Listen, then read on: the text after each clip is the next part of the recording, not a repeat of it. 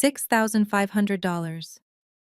That was the exact price tag my father refused to pay to save my leg from permanent disability. He looked me in the eye and told me he had just bought a boat called the Freedom and simply could not spare the cash. My mother sat next to him sipping her wine and told me that suffering was just a part of being an adult. My younger sister Jasmine laughed and suggested I sell my old laptop if I was that desperate. They stood there in their expensive clothes, mocking my pain, completely unaware of the reality of the situation. They had no idea that the daughter they were kicking out into the rain was secretly the owner of the holding company that possessed the mortgage on their house. They did not know that I could buy their precious boat, their cars, and their entire lifestyle with a single signature. Before I tell you how I turned their celebration into their worst nightmare, let me know where you are watching from in the comments below. Please hit like and subscribe if you have ever been the black sheep who had to become a wolf to survive. My name is Keisha, and I am 35 years old. Up until 3 days ago, my family thought I was just a struggling data entry clerk living in a cramped apartment. The truth is, I made my first million in crypto 4 years ago and have been ghostwriting bestsellers for CEOs ever since. But I kept it hidden. I needed to know if they loved me or just what I could provide. Last Saturday, I got my answer in the most brutal way possible. It was the annual family barbecue at my parents' house. The air smelled of charcoal and expensive cologne. I was by the patio door when I saw my nephew Jasmine's 2-year-old son stumble toward the open basement stairs. Jasmine was too busy taking selfies to notice. I didn't think. I just lunged. I caught the boy midair and threw my weight backward to shield him. He landed safely on the soft carpet, but I went down hard. I heard the snap before I felt the pain. It sounded like a dry branch breaking in a winter forest. Then the agony ripped through my left knee, stealing my breath. I lay there at the bottom of the stairs, gasping, waiting for help. I heard footsteps thundering down, but they weren't coming for me.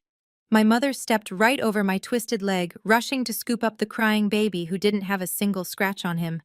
"Oh, thank God, you are okay," she cooed to the child, turning her back to me. My father appeared at the top of the stairs, looking annoyed rather than worried. "Keisha," he shouted down, "why do you always have to cause a scene? Can you not go one family gathering without being clumsy?" I tried to speak to tell him I couldn't move, but the room was spinning. No one offered a hand. No one called an ambulance. I had to drag myself to my car and drive to the emergency room alone, using my right foot to work the pedals while tears streamed down my face. The doctor told me I had a grade 3 meniscus tear. Surgery was mandatory, and because my insurance had a high deductible, I needed $6,500 up front. I sat in that cold hospital room looking at my bank app on my decoy phone, which showed only $100, and realized I had to do the one thing I promised myself I never would. I had to go back to them and beg. The sterile smell of the emergency room burned my nostrils. It was a sharp shift from the aroma of grilled steak I had left behind at my parents' house. I sat on the paper-covered exam table, shivering in my wet clothes, while Dr. Henderson pointed at the gray and white images on the lightbox. His voice was professional, but devoid of warmth. "You have a bucket handle tear of the medial meniscus grade 3. The cartilage has flipped over and is locking the joint. If we do not operate within 7 days, the damage will become permanent, and you will likely walk with a cane for the rest of your life." The room spun slightly. Permanent disability at 35. I told him to book the surgery. I just wanted the pain to stop. That was when the hospital billing coordinator stepped in. She held a clipboard against her chest like a shield. "Ms. Jenkins," she said softly, "we checked your insurance. You have a high deductible plan, and you haven't met the threshold for this year. We require a deposit of $6,500 before we can schedule the procedure. $6,500. To the family I just left, that was the price of a weekend getaway or a few bottles of vintage wine. To the person they thought I was, it was an impossible sum." I reached into my pocket and pulled out my battered Android phone with the cracked screen. My hands were shaking, not from cold but from rage. I opened my checking account app. The balance stared back at me in mocking red numbers. $120.14. This was the narrative my family knew. Poor Keisha. Struggling Keisha. The disappointment of the family. But inside the lining of my purse sat a second phone, an encrypted black device linked to a secure banking portal in Switzerland. If I logged in right now, I would see a balance of over $3.2 million. I could buy this hospital wing if I wanted to. I could swipe my black card and have the surgery tonight in a VIP suite. My thumb hovered over the zipper of my purse. It would be so easy to just fix this myself, to remain independent. But a dark thought took root in my mind. If I saved myself now, I would never truly know. I would never know if my father loved me enough to sacrifice a fraction of his luxury for my health. I would never know if my mother would choose her daughter over her pride. This was it. The final exam. I decided to keep the millions hidden for one more day. I would go back to them as a beggar. If they helped me, I would share my fortune with them forever. If they turned me away, I would destroy them. I looked up at the coordinator and told her I would get the money. I grabbed my crutches and limped toward the exit, ready to face the wolves one last time. The drive to my parents' house took 40 minutes, but it felt like an eternity. My knee throbbed with a dull, rhythmic ache that seemed to sync with the windshield wipers slapping against the glass. A light freezing rain had started to fall, turning the streets of Chicago into slick mirrors reflecting the city lights. When I finally turned onto the street of the family estate, I saw that the driveway was already overflowing with luxury vehicles. There were Mercedes SUVs, BMW sedans, and even a red Porsche that I recognized as belonging to one of my father's golf buddies. I had to park my beat-up sedan 3 houses down and navigate the icy sidewalk on crutches. The air was thick with the smell of money. I could smell charcoal, grilled lobster tails, and garlic butter wafting from the backyard, even from the street. It made my stomach turn. I hadn't eaten since breakfast, but the nausea wasn't from hunger. It was from the dread of what I was about to do. Getting up the front walkway was a humiliating ordeal. The slate stones were wet and slippery, and twice my crutch slid out from under me, forcing me to catch myself on the freezing brick wall. Inside, the house sounded alive. The smooth notes of a live jazz saxophone drifted through the windows, accompanied by the roar of laughter and the clinking of crystal glasses. It sounded warm. It sounded inviting. It sounded like a world I had been exiled from. I reached the massive oak double doors and pressed the doorbell. I waited. Nothing happened. The party was too loud. I pressed it again, holding my finger down a little longer this time. Still nothing. My leg was screaming at me now, the pain radiating up my thigh. I leaned my entire weight against the doorframe and rang a third time, pounding on the wood with my free hand. Finally, the lock clicked. The lock. The door swung open, revealing my mother, Beatrice. She looked impeccable in a shimmering gold silk dress that probably cost $3,000. Her hair was perfectly coiffed, and she held a flute of champagne in one hand. But the moment she saw me, her smile vanished. It was replaced by a look of sheer annoyance, as if I were a solicitor trying to sell her something she didn't want. "Keisha," she hissed, her voice low and sharp, "you are over an hour late. We have already started the toasts, and your father is in a mood." She didn't ask why I was late. She didn't ask why I was soaked from the rain. Her eyes traveled down my body and stopped at my leg. Her lip curled in genuine disgust. "And look at you. That cast is absolutely hideous. It is dirty and bulky. We have the vice president of the bank inside, and you look like you just crawled out of a gutter. Can you not simply wear something elegant for once?" I tried to speak to tell her that I had just come from the emergency room, but she turned her back on me before I could get a word out. "Just come inside and try to hide that unsightly thing under the table. Do not embarrass us tonight, Keisha." She walked away, leaving the door open for me to struggle through alone. I took a deep breath, gripped the handles of my crutches until my knuckles turned white, and stepped into the house that never felt like home. I hobbled into the formal dining room, where the air was thick with the scent of expensive cologne and roasted garlic. My father, Calvin, was standing at the head of the long mahogany table, holding a large, intricate model of a yacht. He was beaming with pride, pointing out the miniature teak decks and the gold-plated lettering on the hull to a captive audience of relatives and business partners. He looked up as I entered, but his smile did not reach his eyes. He simply gestured for me to take the small folding chair that had been set up in the corner away from the main table. It was the kind of seat you give to an unexpected child or hired help. I sat down awkwardly, trying to stretch my throbbing leg out without tripping anyone. I waited for a break in the conversation about horsepower and marina fees before I gathered every ounce of courage I had left. "Dad, Mom," I said, my voice trembling slightly. "I am sorry to interrupt the celebration, but I need to talk to you about something urgent." The chatter around the table died down slowly. My father set the model boat down on the sideboard with excessive care before turning to face me. He looked annoyed that the spotlight had shifted. "What is it, Keisha?" he asked, checking his gold Rolex. "We are about to cut the cake." I took a deep breath and gripped the edge of the flimsy chair. I explained about the fall. I explained about the torn meniscus and the doctor saying I could lose mobility permanently without the operation. I told them about the insurance deductible and the deadline. "I need to borrow $6,500, I said, forcing myself to look him in the eye.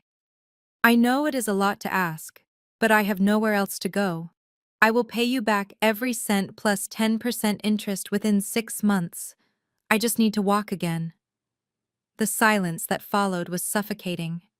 It felt heavy and physical, pressing down on my chest.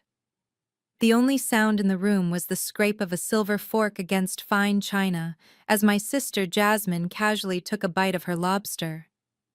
Everyone else froze. My aunt looked down at her plate. Greg, my brother-in-law, took a sip of wine with a smirk playing on his lips. My parents exchanged a look that I knew all too well. It was a look of shared burden, a look that said, "Here she goes again being a problem." They looked at me not with concern for my injury, but with the kind of irritation one feels when a beggar approaches them on the street. I sat there exposed and humiliated, offering to pay interest to my own parents for the privilege of not being crippled while surrounded by people wearing jewelry that cost 3 times the amount I was asking for. It was the longest 10 seconds of my life, waiting for a verdict I already felt in the pit of my stomach. My father stared at me for a moment before he slowly lowered his wine glass to the table. The sharp click of the crystal against the wood echoed like a gavel striking a judge's bench.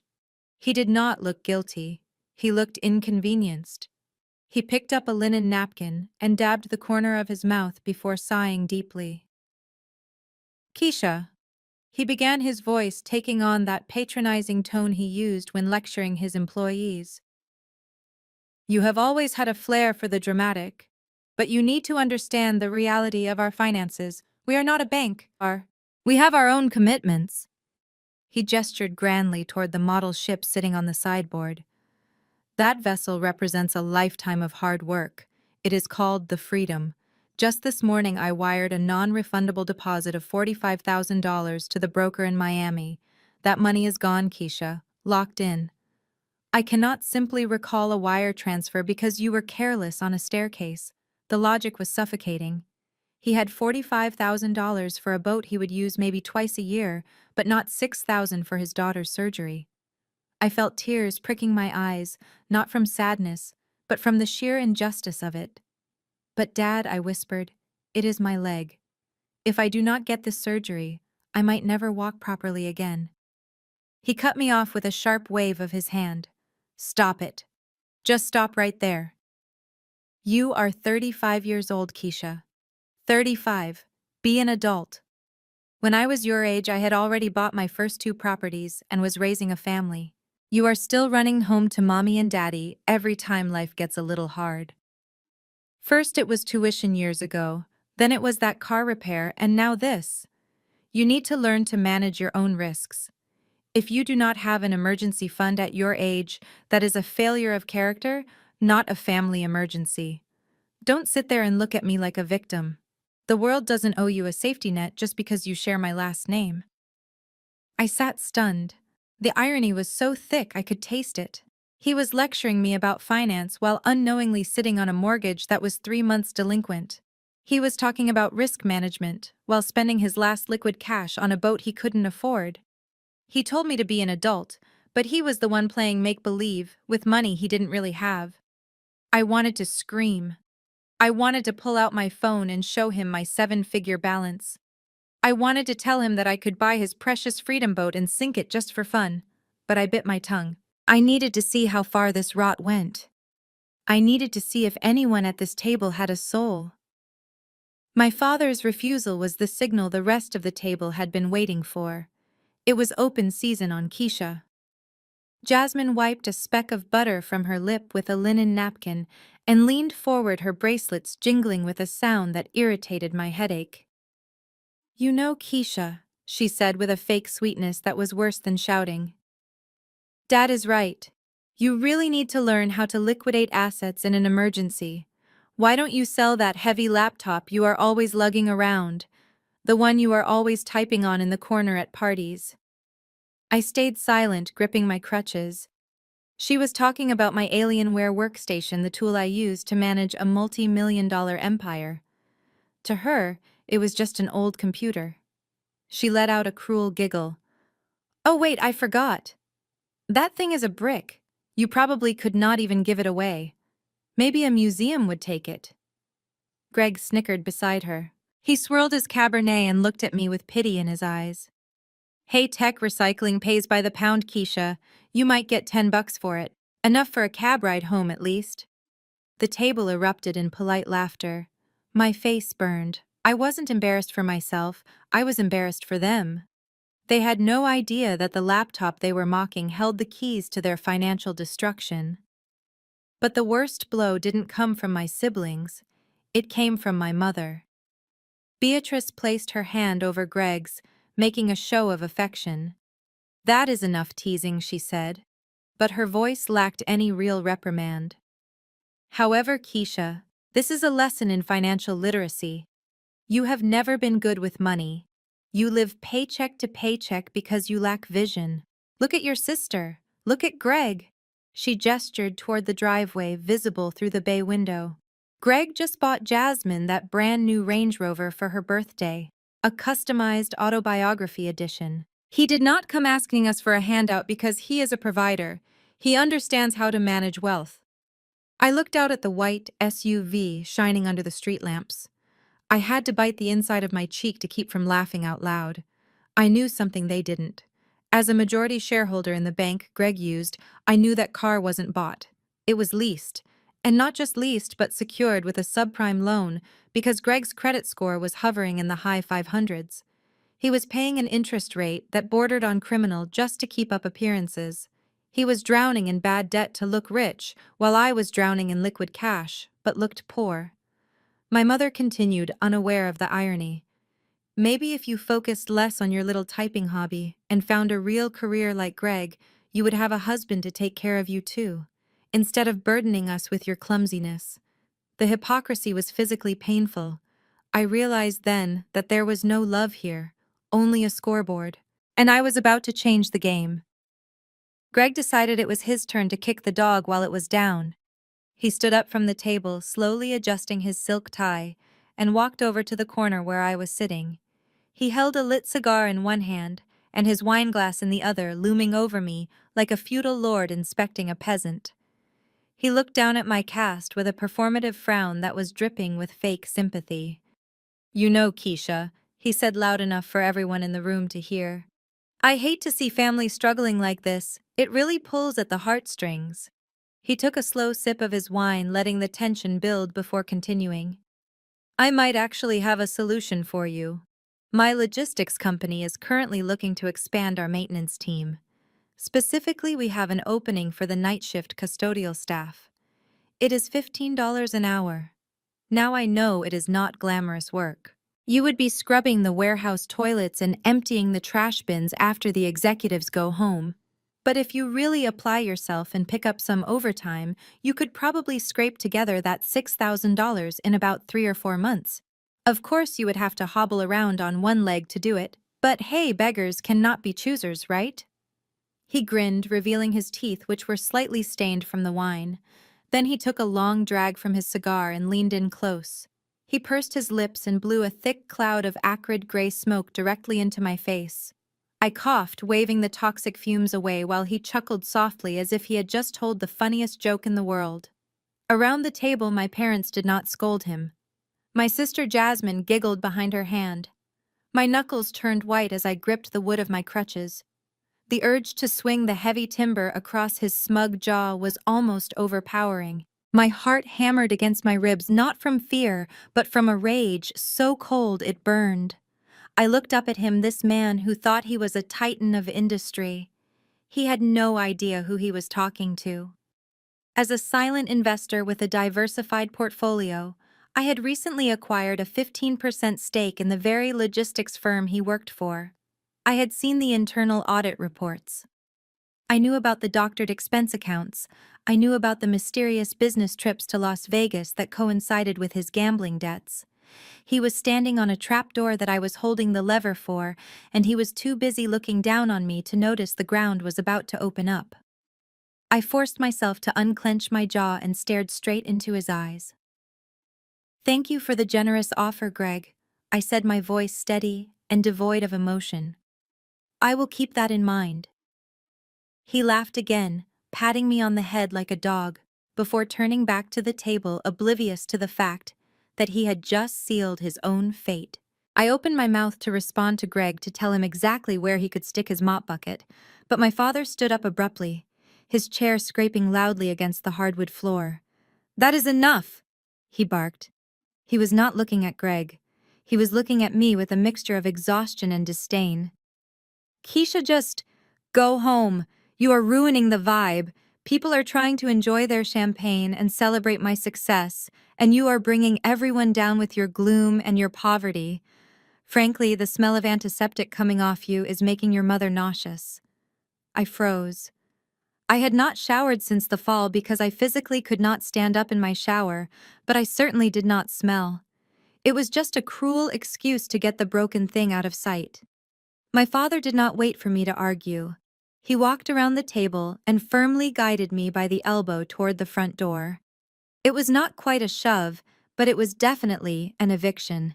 I struggled to keep my balance on my crutches, my rubber tips slipping on the polished marble of the foyer. Behind me, the jazz music swelled back up as if to drown out my existence. He opened the heavy oak door and the wind hit me like a physical blow. The light rain from earlier had turned into a slushy mix of ice and wet snow that stung my face. "Drive safe," he muttered without any real concern, his eyes already wandering back toward the party. Then he closed the door.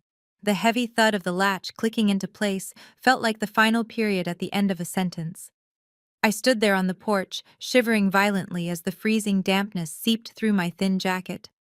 Through the frosted glass inserts of the door, I could see the golden glow of the chandelier. I saw the silhouette of my mother laughing at something Greg said. They had already forgotten me. I was just a minor interruption in their perfect evening. I turned around and faced the dark driveway. The cold was biting, but it was nothing compared to the ice in my heart. I began the long, painful trek back to my car, slipping on the wet pavement, with every step, knowing that I would never walk through that door as their daughter ever again. I sat in the driver's seat of my 10-year-old sedan, listening to the sleet hammer against the roof, like a handful of gravel thrown by an angry god. My hands were gripping the steering wheel so hard my knuckles were white, but I couldn't feel them. The physical pain in my knee was throbbing in time with my heartbeat, but it was nothing compared to the hollow ache in my chest. I looked at the front door of the house I had just been exiled from. The warm glow of the porch light seemed to mock me. It was the same porch where I had stood 5 years ago, handing my father a check that saved his life. The memory hit me with the force of a physical blow. I closed my eyes, and I was back there standing in the kitchen in 2019. My mother was weeping at the table, clutching a foreclosure notice from the county. They owed $20,000 in back property taxes, and the sheriff was scheduled to auction the house in 3 days. I was 29, then working 2 jobs and saving every penny for a down payment on a small condo. It was my dream to finally move out of the city rentals and own something of my own. But seeing my father look so defeated broke me. Without hesitation, I went to the bank and liquidated my entire life savings. I handed over the cashier's check for $20,000. I remember the way my mother hugged me. She cried into my shoulder and called me her angel. My father shook my hand with tears in his eyes and told me I was the only one he could count on. He said I was the backbone of this family. Now sitting in the dark with a broken leg and a broken heart, the bitterness tasted like bile in my throat. That $20,000 was never paid back. I never bought my condo. I had to start over from zero while they kept their house and their pride. And tonight, when I needed a fraction of that help, they looked at me with disgust. They didn't see the daughter who saved them. They only saw a liability. I realized then that their love was transactional. As long as I was the one giving, I was family. The moment I needed to receive, I was a stranger. I wiped the angry tears from my face and turned the key in the ignition. The engine sputtered before roaring to life. I shifted into gear and pulled away from the curb, leaving the house and the lie behind me. I wasn't the backbone of the family anymore. I was done carrying them. The climb to my third-floor apartment felt less like walking and more like mountaineering with a broken limb. My building did not have an elevator, which was one of the reasons the rent was so cheap. It was part of the charade I had maintained for 5 years. I wanted them to think I was struggling, so I lived in a place that smelled of boiled cabbage and old carpet. I finally unlocked my door and collapsed onto the lumpy beige sofa, dragging my throbbing leg up onto the cushions. I reached for the bottle of over-the-counter pain relievers on the coffee table and dry swallowed 3 of them. They would barely touch the agony radiating from my knee, but they were all I had. The silence in the apartment was heavy. It was a sharp contrast to the jazz music and laughter I had just been kicked out of. I lay there staring at the water stain on the ceiling, wondering if anyone would even notice if I simply vanished. Just then, my phone buzzed on the cushion beside me. A small spark of hope ignited in my chest. Maybe it was my father calling to apologize. Maybe my mother had felt a pang of guilt and wanted to see if I made it home safely through the ice storm. I picked up the cracked Android phone and the screen lit up. It was a notification from the family group chat named Jenkins Family Joy. It was not a text asking if I was okay. It was a photo. I opened the image and felt the air leave my lungs. It was a selfie taken by Jasmine. The entire family was squeezed into the frame, smiling broadly. My father was holding his wineglass high, his face flushed with triumph. My mother was leaning into him, looking adoringly at the model of the boat, the Freedom, which sat in the center of the table like a holy relic. Greg had his arm draped casually around Jasmine, both of them beaming with the satisfaction of people who had won. Even my aunt and uncle were in the background clapping. But it was the caption that shattered me. Underneath the picture of their happy faces, Jasmine had written, "Family is everything. So blessed to start this new chapter together. #blessed. #new boat." I stared at the screen until the pixels blurred. Family is everything. The irony was so sharp it felt like a knife twisting in my gut. I was their daughter. I was their sister. And I was currently lying alone in the dark in severe pain, less than an hour after begging them for help. Yet, in their version of reality, family was everything only as long as everyone played their part and didn't ask for money. I was not in the picture. I was not in the caption. To them, I was already erased. I zoomed in on my father's face. He didn't look worried about his injured child. He looked relieved. He looked like a man who had successfully taken out the trash so he could enjoy his party. I typed a reply. "I am in so much pain." Then I deleted it. I typed another one. "How could you post this? I deleted that too. Why should I give them the satisfaction of knowing they hurt me?" I tossed the phone to the other end of the couch. The sadness that had been weighing me down began to evaporate. In its place, a cold, hard resolve began to settle in my bones. They wanted to live in a fantasy world where they were rich and righteous. Fine. I was about to wake them up. The silence in the apartment following the group chat notification was deafening. It was a heavy, suffocating silence that amplified the throbbing in my swollen knee. I tossed the cracked Android phone onto the cushion beside me and stared at the water stain on the ceiling. They thought I was destitute. They thought I was lying here helpless and broken, waiting for a handout that would never come. The anger in my chest began to cool, hardening into something sharper and more dangerous. I needed to remind myself of who I really was. I needed to see the truth that made their little boat and their leased cars look like toys. I gritted my teeth and forced myself upright. Every movement sent a fresh spike of fire up my leg, but I ignored it. I grabbed my crutches and dragged myself across the worn beige carpet to the far wall, where a cheap reproduction of a generic landscape painting hung slightly crooked. To any burglar or visitor, it was just a piece of garage sale junk worth less than $5. I reached behind the frame and pressed a hidden latch. The painting swung outward, revealing a sleek biometric safe embedded flush with the drywall. This was the only expensive thing in the entire apartment, and it was the only thing that mattered. I pressed my thumb against the scanner. A soft green light pulsed, and the heavy steel door clicked open. Inside there were no stacks of cash or jewelry. There was only a matte black Alienware laptop and a small leather-bound ledger. I pulled the computer out and sat on the floor, leaning my back against the wall. The machine hummed to life instantly, the backlit keyboard glowing a menacing red. This was my command center. This was where Keisha, the struggling data clerk, died, and Keisha Jenkins, the silent magnate, came to life. I navigated to my secure banking portal, routing the connection through a VPN in Zurich. My fingers flew across the keys, typing in a password string that I had memorized years ago. The screen refreshed, and there it was. The number that defined my secret life: $3,214,560.42. The green digits glowed against the dark background, illuminating my face in the dim room. I stared at the balance, letting the reality of it wash over me. It wasn't just money. It was freedom. It was power. I could transfer the funds for my surgery right now and have a private medical team at my door in an hour. I could buy the marina where my father kept his precious boat and evict him just for sport. I could buy the bank that held the mortgage on my parents' house and foreclose on them tomorrow. I had the power to crush them or save them with a single click.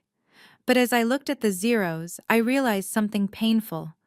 I could buy their debt, but I could not buy their decency. I could pay for their lifestyle, but I could not pay them to love me. If I used this money now to save myself, I would never know if they were capable of caring for me without a price tag attached. I needed to finish the test. I closed the laptop and locked it back in the safe just as my phone began to buzz again on the couch. This time it wasn't a notification. It was a call. I slid my thumb across the cracked screen to answer the video call. Dante's face filled the frame immediately.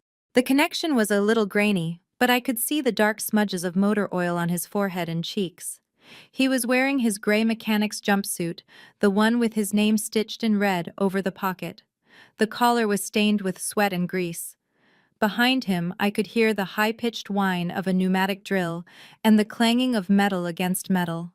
He was clearly sitting in the break room of the auto repair shop under the harsh fluorescent lights. "Hey, Keisha," he said, his voice loud over the background noise. "I am so glad you picked up. I have been texting you for 20 minutes. Are you okay? Mom told me you left the party early because you had a migraine or something. She said you did not want to ruin the toast, so you slipped out the back." I felt a fresh wave of nausea hit me.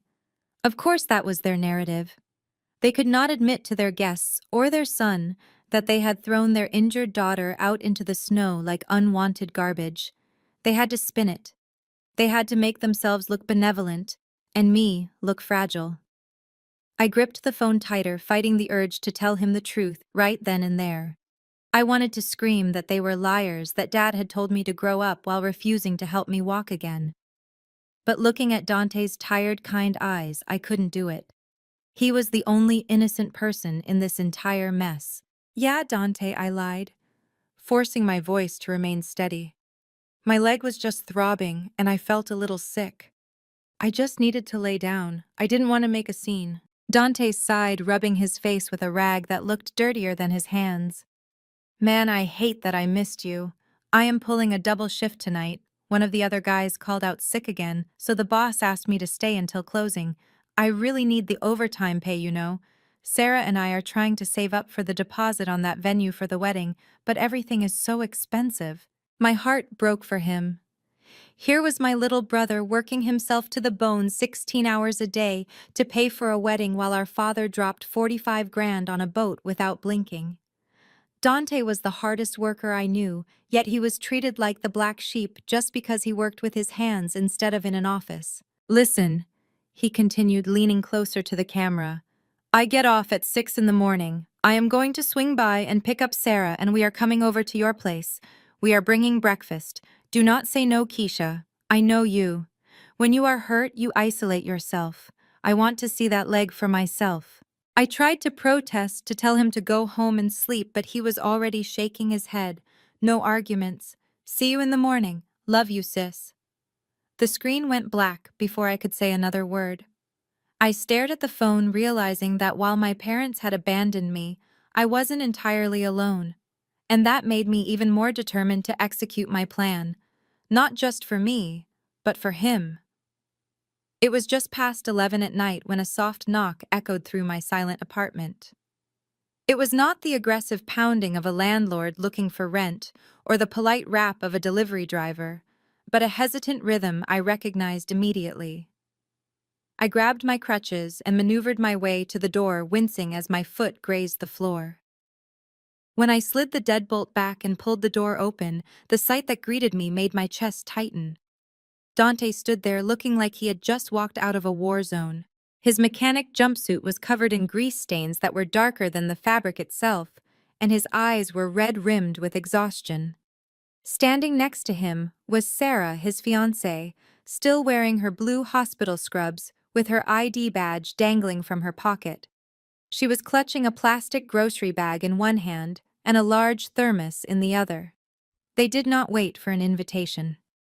Sarah breezed past me, immediately dropping her bags on the coffee table and guiding me back to the lumpy sofa with the authority of an intensive care nurse. Sit down before you fall down, she commanded gently. Dante stepped inside and locked the door behind him, checking the deadbolt twice, as if he wanted to physically bar the rest of the world from hurting me. He looked around my cramped living room, taking in the peeling paint and the water stain on the ceiling. I saw his jaw tighten. He hated seeing me live like this. He believed the lie that I was barely scraping by, and it clearly ate him alive that he could not do more to help his big sister. Sarah wasted no time. She knelt on the floor and began unpacking her supplies. I brought the good stuff, she said, pulling out a bottle of high-grade anti-inflammatory medication and a tensor bandage. I also brought dinner. My mom made chicken soup, and I know you probably haven't eaten since you left that house. The smell of the hot broth filled the room, replacing the stale scent of the old apartment. It was simple homemade food, but in that moment it smelled better than the lobster and steak my parents were currently gorging on. As Sarah expertly wrapped my knee, reducing the throbbing pressure, Dante sat on the edge of the coffee table. He leaned forward, resting his elbows on his knees, and looked at me with an intensity that broke my heart. I am so sorry, Keisha, he said, his voice rough. I should have been there. If I wasn't working these damn double shifts, I would have been at the party. I would not have let them treat you like that. I would have put you in my truck and taken you to the hospital myself. He looked down at his grease-stained hands, ashamed of his absence. I reached out and touched his shoulder, feeling the coarse fabric of his uniform. You are here now, Dante, I said softly. That is all that matters. He shook his head slowly. No, it is not. You need surgery, Keisha. Sarah told me everything. You need real help, not just soup and bandages, and I am going to make sure you get it. The determination in his eyes was terrifying because I knew exactly what he was about to do, and I knew exactly what it had cost him. Dante reached into the deep pocket of his stained coveralls and pulled out a white envelope that was slightly bent and smudged with black oil prints. He placed it on the coffee table between us. pushing it forward slowly with 2 fingers as if he were ashamed of what it contained. The paper made a soft scratching sound against the wood. I stared at it, feeling a lump form in my throat. "I know it is not much, Keisha," he mumbled, refusing to meet my eyes. He stared intently at a loose thread on the rug. "There is $800 in there. I know you need 6,000, but this is all I could scrape together on short notice. The shop has been really slow lately, and hours are getting cut. I am trying to sell some parts on the side, but this is everything I have liquid right now." I looked at the envelope. It was thick with small bills, likely tens and twenties. To my father, $800 was a bottle of wine or a dinner bill. To Dante, right now, it was clearly his rent money. It was his grocery money. I reached out to push it back toward him, my hand shaking. "Dante, I cannot take this. You have bills to pay. You have a wedding to fund. I will figure something else out." He shook his head vigorously, cutting me off. "No, you are taking it. I will pick up extra shifts next week. I will figure it out. You are my sister, and I am not going to let you be crippled because Dad is too busy playing captain on his imaginary boat. We take care of each other, Keisha. That is what we do." The room went quiet again, but this time the silence was broken by a soft, ragged sob. We both turned to look at Sarah. She was standing by the kitchenette with her back to us, but her shoulders were shaking violently. She turned around slowly, and her face was wet with tears. She looked from me to Dante with a mixture of anger and heartbreak that I did not understand. "Tell her, Dante," she choked out. Her voice was high and tight. "Tell her where you really got that money." Dante shot her a warning look, his eyes going wide with panic. "Sarah, stop. It does not matter. Just drop it." "It does matter," she cried out, taking a step forward. She turned to me, pointing a trembling finger at my brother. "He did not get that money from overtime, Keisha. There is no overtime. The shop is cutting hours. He sold his tools. He sold his entire Snap-on master set to his old boss this afternoon for pennies on the dollar just to get cash fast." I felt the blood drain from my face. The room seemed to tilt. I looked back at Dante and saw the truth written in his evasion. For a mechanic, a master tool set is not just equipment. It is their livelihood. It is their career. Those tools took him 10 years to collect. They were his ticket to opening his own shop one day. Without them, he was just a pair of hands for hire. He had literally sold his future to buy me a chance to walk. "Dante," I whispered, my voice barely audible. "Please tell me you didn't." He shrugged helplessly, trying to smile through the pain in his eyes. "Tools are just metal, Keisha. You are flesh and blood. I can buy more wrenches later. I can't buy you a new knee." I looked at the crumpled envelope, and then at my brother. I had spent the last 5 years hiding my wealth to protect myself from my parents' greed. But in doing so, I had blinded myself to my brother's generosity. He had stripped himself bare to save me, while believing I was destitute. This was love. This was sacrifice. And this was the moment everything changed. I knew then that I wasn't just going to pay for my surgery. I was going to give Dante the world. I looked at the dirty envelope sitting on my coffee table and then up at my brother's face. The gravity of what he had done hit me harder than the fall down the stairs.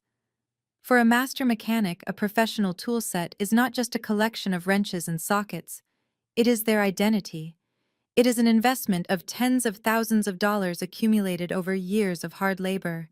It is the only way they can command a decent wage. By selling it to a predatory boss for quick cash, he hadn't just given me money.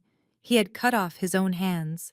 He had voluntarily demoted himself from a skilled technician to an unskilled laborer just to buy me a chance to walk without pain. While my father was hoarding $45,000 for a boat he would barely use, Dante had sacrificed his entire livelihood for $800. The contrast broke me. I felt a sob rip through my chest, but it was not from despair. It was from an overwhelming sense of gratitude that washed away the bitterness of the last few hours. I pulled both Dante and Sarah into a fierce hug, ignoring the grease on his jumpsuit and the shooting pain in my leg. I buried my face in his shoulder, inhaling the scent of motor oil and cheap soap. It was the smell of loyalty. It was the smell of real love. I held on to them tightly, realizing that while I had lost a mother and father that night, I had gained something infinitely more valuable. I had a family that would bleed for me. As I pulled away, I wiped the tears from my cheeks with the back of my hand. The motion was sharp and final. The sadness that had clouded my eyes for the last 5 hours evaporated instantly. In its place, a cold, hard resolve settled over me. My posture straightened. The time for crying was over. The time for hiding was over. The test I had set for my family was complete, and the results were in. My parents and sister had failed miserably, but Dante had passed with colors so flying they were blinding. I looked Dante in the eye. My expression shifted. The vulnerability vanished, replaced by the steel gaze of the CEO who negotiated million-dollar contracts without blinking. My voice dropped an octave, losing the tremble of the victim. "All right, Dante," I said firmly. "The test is over. You have done enough." I reached out and closed his hand over the envelope, pushing it back toward him. "Keep this money. Buy Sarah a nice dinner. Because I promise you right now you will never have to fix a car for a minimum wage paycheck ever again. You are done being the underdog." Dante looked confused by the sudden change in my demeanor, but I didn't explain. Not yet. I reached for my purse and pulled out my encrypted black phone. I unlocked it and scrolled to a contact labeled simply The Wolf. It was my lead attorney. I looked at my brother and smiled a smile that didn't reach my eyes. "Go home and get some sleep, Dante. Tomorrow, everything changes. I have a boat to sink." The morning sun filtered through the cheap blinds of my apartment, but I did not feel the cold anymore. I felt nothing but a laser-focused determination. I looked at the empty coffee cup Dante had left behind and the spot on the rug where he had sat. That stain was a monument to his loyalty and a declaration of war against everyone else. I picked up my secure phone. It was heavy in my hand like a weapon. I dialed the number for Marcus Wolf, my lead attorney, and the man who handled the dirty work for my holding company. He answered on the first ring. "Good morning, Ms. Jenkins. To what do I owe the pleasure of a call on a Saturday?" His voice was smooth like polished granite. I did not waste time with pleasantries. "I am ready to execute the acquisition strategy we discussed last year regarding the Jenkins estate." I heard the sound of typing on the other end. "You mean your parents' home? Are you sure you want to cross that line?" I took a deep breath. I was not just crossing the line, I was erasing it. "I want you to contact the lender holding the mortgage on Calvin Jenkins' property. I know for a fact he is 90 days behind. Purchase the note. Offer them full value if you have to, but I want the deed in the name of KJ Holdings by Monday morning. And there is one more thing. He just financed a $45,000 boat called the Freedom. Find the lender. Buy that debt too. I want to own every single thing he thinks defines his status." Wolf let out a low whistle. "You are going for the throat. I assume you want to serve the foreclosure notices immediately." "Not immediately," I corrected him. "I want to serve them in person. There is a launch party for the boat this Sunday. I want the paperwork ready for me to hand deliver. And Wolf, while you are at it, run a full forensic audit on Blue Sky Logistics. Specifically, look into the expense accounts of a mid-level manager named Greg Miller. I have a feeling he has been funding his wife's lifestyle with company money, and since I own 15% of that firm, I think it is time we cleaned house." "Consider it done," Ms. Jenkins Wolf said, his tone shifting from surprised to professional. "I will have the courier bring the documents to your real address tomorrow morning. Do you need security for the event on Sunday?" I thought about the way my father had physically ushered me out the door. I thought about Greg blowing smoke in my face. "Yes," I said. "Send the big guys. I want them to know exactly how small they really are." I hung up the phone and leaned back against the lumpy sofa. The pain in my leg was still there, but for the first time in days I smiled. It wasn't a nice smile. It was the smile of the hunter, who just saw the trap snap shut. By noon that Saturday, the digital ink was already dry. Marcus Wolfe did not believe in wasting time, and neither did I. I sat in my home office, watching the secure files populate on my Alienware screen one by one. The first document was a PDF of my parents' mortgage note. It had been acquired from their bank for the full remaining principal balance, plus a premium to expedite the transfer. Across the top page in bold red letters was the digital stamp that signaled their end. Sold to KJ Holdings, LLC. I now owned the roof over their heads. I owned the walls they hung their family portraits on. Next came the lien on the freedom. The brokerage firm had been all too happy to offload the high-risk loan to a private equity firm. My father thought he was the captain of his destiny, but he was sailing on a ship that I now commanded. But the most satisfying and disturbing revelation came from the forensic audit of Blue Sky Logistics. I opened the file labeled Gregory Miller Internal Review. As a major shareholder, I had access to data that would make a district attorney salivate. Greg had been living a lie that was far more dangerous than just leasing a car he could not afford. The numbers showed a pattern of irregular withdrawals disguised as vendor payments to a shell company in Nevada. Over the last 18 months, he had siphoned off nearly $200,000 in fake consulting fees. I scrolled through the credit card statements associated with the Shell account, expecting to see gambling debts or luxury purchases. What I found was far worse. The money trail did not just lead to the Range Rover in my parents' driveway. It led to rent payments for a luxury apartment complex on the north side of the city. A unit rented to a 22-year-old woman named Tiffany, who was definitely not my sister Jasmine.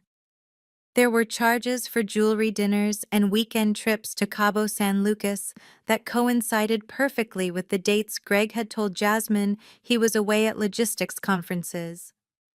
I felt a cold knot form in my stomach. Greg wasn't just an arrogant bully. He was a thief and an adulterer. He was stealing from the company I invested in to buy gifts for my sister to keep her quiet while supporting a mistress on the side. He had stood in my parents' living room, blowing smoke in my face, acting like the model of success while standing on a foundation of fraud.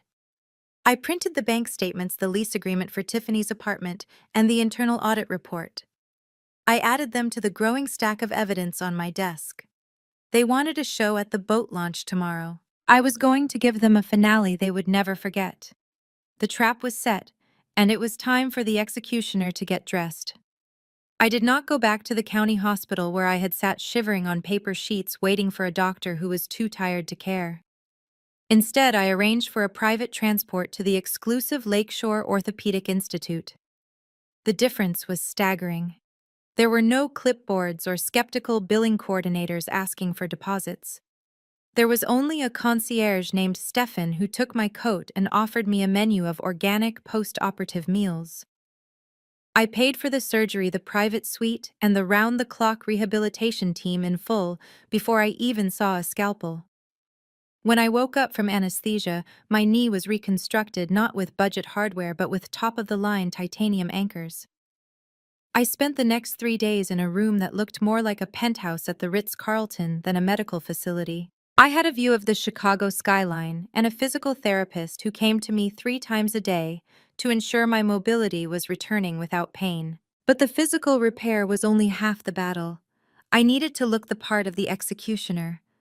For years I had dressed down, wearing oversized hoodies and scuffed sneakers to maintain my cover as the struggling data clerk. That disguise ended now. I called a personal shopper from Saks Fifth Avenue who arrived with a rack of clothing that screamed power. I chose a structured white pantsuit by Alexander McQueen. It was sharp-tailored and pristine, the kind of outfit that said, "I did not touch dirt, I own the land." I had my hair braided into an intricate crown revealing my face and the cold determination in my eyes.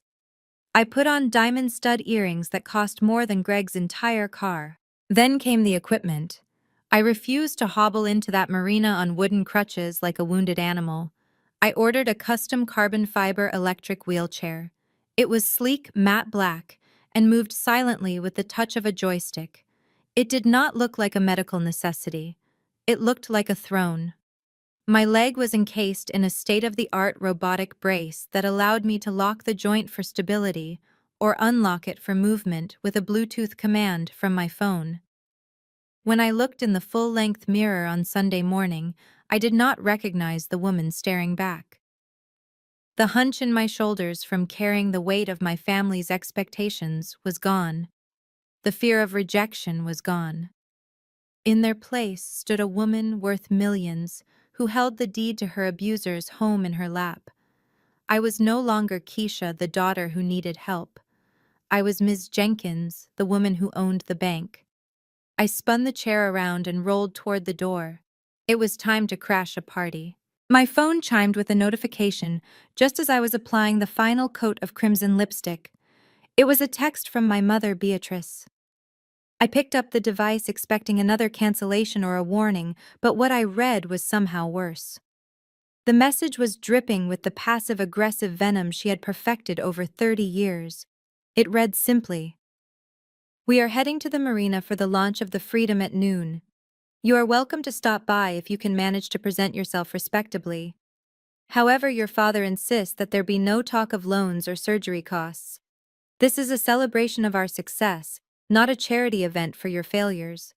Do not embarrass us." I stared at the screen and felt a dry, humorless laugh bubble up in my chest. The audacity was breathtaking. Even now, hours before their destruction, they were still trying to dictate the terms of my existence. They were so confident in their superiority, so secure in their delusion, that I was the anchor dragging them down. They had no idea that I was actually the ocean they were about to drown in. I typed my reply slowly, savoring every letter. "Do not worry, Mother. I will be there. And I am bringing a surprise that is going to change everything for this family." I hit send and tossed the phone onto my velvet duvet. I turned to the full-length mirror. The woman staring back was a stranger to my family. My hair was braided into an intricate regal crown. My white Alexander McQueen suit was sharp enough to cut glass tailored perfectly to fit my seated form. On my wrist sat a Patek Philippe watch worth more than my father's entire retirement fund. I transferred myself into the matte black carbon fiber wheelchair. It hummed to life with a soft futuristic whir, responding instantly to my touch. This was not a medical device. It was a chariot. I rolled over to my desk and picked up the thick leather portfolio that Marcus Wolfe had delivered earlier. It felt heavy in my lap. Inside were the foreclosure documents, the boat repossession order, and the evidence of Greg's embezzlement. This was the surprise I had promised. It was a gift of truth. I checked my reflection one last time. They were expecting the limping, begging Keisha. They were expecting a victim to kick around. What they were getting was the CEO of KJ Holdings. I rolled out of the apartment complex, where a convoy of 3 black Cadillac Escalades was waiting. These were not Ubers. This was my private security detail. 2 men in dark suits stepped out. They were massive, built like linebackers with earpieces and grim expressions. They didn't ask questions. They simply loaded my chair into the back of the lead vehicle with practiced efficiency. As the heavy door slammed shut, sealing me in the quiet luxury of the leather interior, I watched the city pass by through tinted windows. The engine roared to life, a deep guttural growl that matched the feeling in my gut. I sat back and closed my eyes, visualizing the marina, visualizing the look on Greg's face. It was showtime. As the heavy door of the Escalade clicked shut, sealing me inside a cocoon of leather, and silence, my phone buzzed in my lap. It was Dante again. I stared at his name on the screen and felt a pang of guilt. He was probably pacing the floor of his small apartment right now, terrified that his stubborn big sister was about to walk into another firing squad. I slid my thumb across the screen to answer. "Keisha, please tell me you are not actually going down there." His voice was tight with panic. "Sarah and I are getting dressed, but I have a bad feeling about this. Mom is already posting pictures of the Champagne Tower. They are in full performance mode. If you go there with your leg like that, they are just going to hide you in a corner or make jokes about you. I cannot watch them do that to you again. Please just let us come over to your place. We can order pizza and watch movies." You do not need this. I closed my eyes, leaning my head back against the headrest. Even now, after everything, he was trying to protect me. He was willing to skip the fancy party he was barely invited to just to make sure I didn't get my feelings hurt. He thought I was driving my old rusted sedan into a lion's den. He had no idea I was bringing the entire zoo. Dante, listen to me, I said. My voice was calm, steady, and completely unrecognizable from the crying woman he had seen 2 nights ago. I need you to trust me. I am not going there to beg for scraps. I am not going there to be their punchline. I am going there to finish what started on those stairs. There was a long silence on the other end. He heard the shift in my tone. He heard the steel. Keisha, what are you doing? He whispered. I did not answer his question directly. Instead, I gave him an order. I need you to go into your closet and take out that charcoal gray suit you bought for your engagement photos. The one you save for special occasions. Put it on. Make sure Sarah wears her favorite dress. I want you both to look like the royalty you are. Meet me at the marina entrance in 20 minutes. Do not go inside without me. But Keisha, he stammered. Trust me, Dante, I interrupted. Today we are not the poor relations. Today we are the ones holding the keys. Just be there. And Dante, keep your head up. You are never going to bow to them again. I ended the call before he could ask any more questions. I placed the phone down on the leather seat next to me and looked out the tinted window. The driver caught my eye in the rear-view mirror. We are ready, Ms. Jenkins, he said. I nodded. Let's roll. The convoy began to move, gliding forward like a shark through dark water. I took a deep breath, inhaling the scent of expensive car interior and my own expensive perfume. My brother was worried about dignity. He didn't need to be. I had brought enough dignity for both of us and enough justice to bury everyone else. The time for talking was over. The time for reckoning had arrived. The address I had texted Dante was not the marina entrance. It was a gated estate in Highland Park, the one sanctuary I had kept secret for 5 years. When the massive wrought iron security gates swung open, allowing Dante's battered pickup truck to crawl up the long paved driveway, I watched from the front portico. He parked next to the marble fountain, looking around with wide, fearful eyes, as if he were trespassing on holy ground.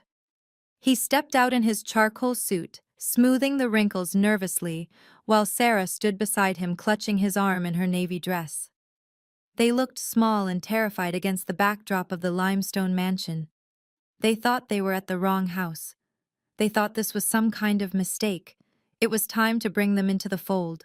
I rolled out of the massive double doors in my custom carbon fiber chair, the motor humming softly on the stone entryway. My security detail, 2 men the size of vending machines, flanked me on either side. Behind us, the convoy of 3 obsidian black Cadillac Escalades idled their engines, creating a low, rumbly bass note that vibrated in the air. Dante's jaw literally dropped. He blinked, looking from the mansion to the SUVs and finally to me.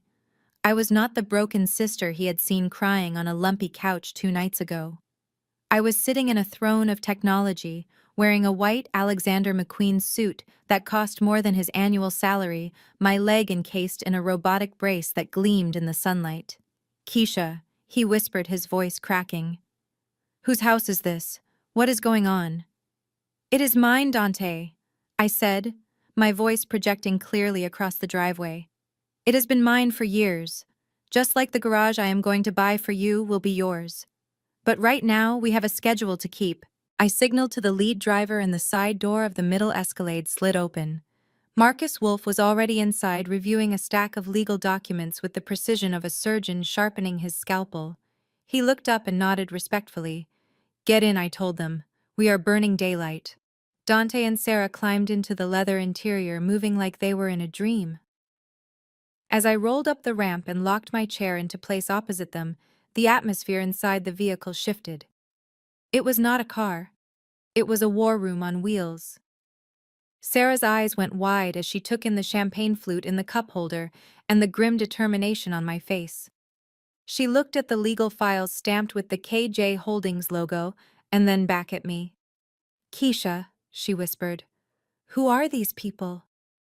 I handed her a bottle of sparkling water. These are the people who are going to make sure no one ever looks down on you again. This is Mr. Wolf. He owns the mortgage on the house we are going to. And as of yesterday, I own the boat. The driver's voice came over the intercom.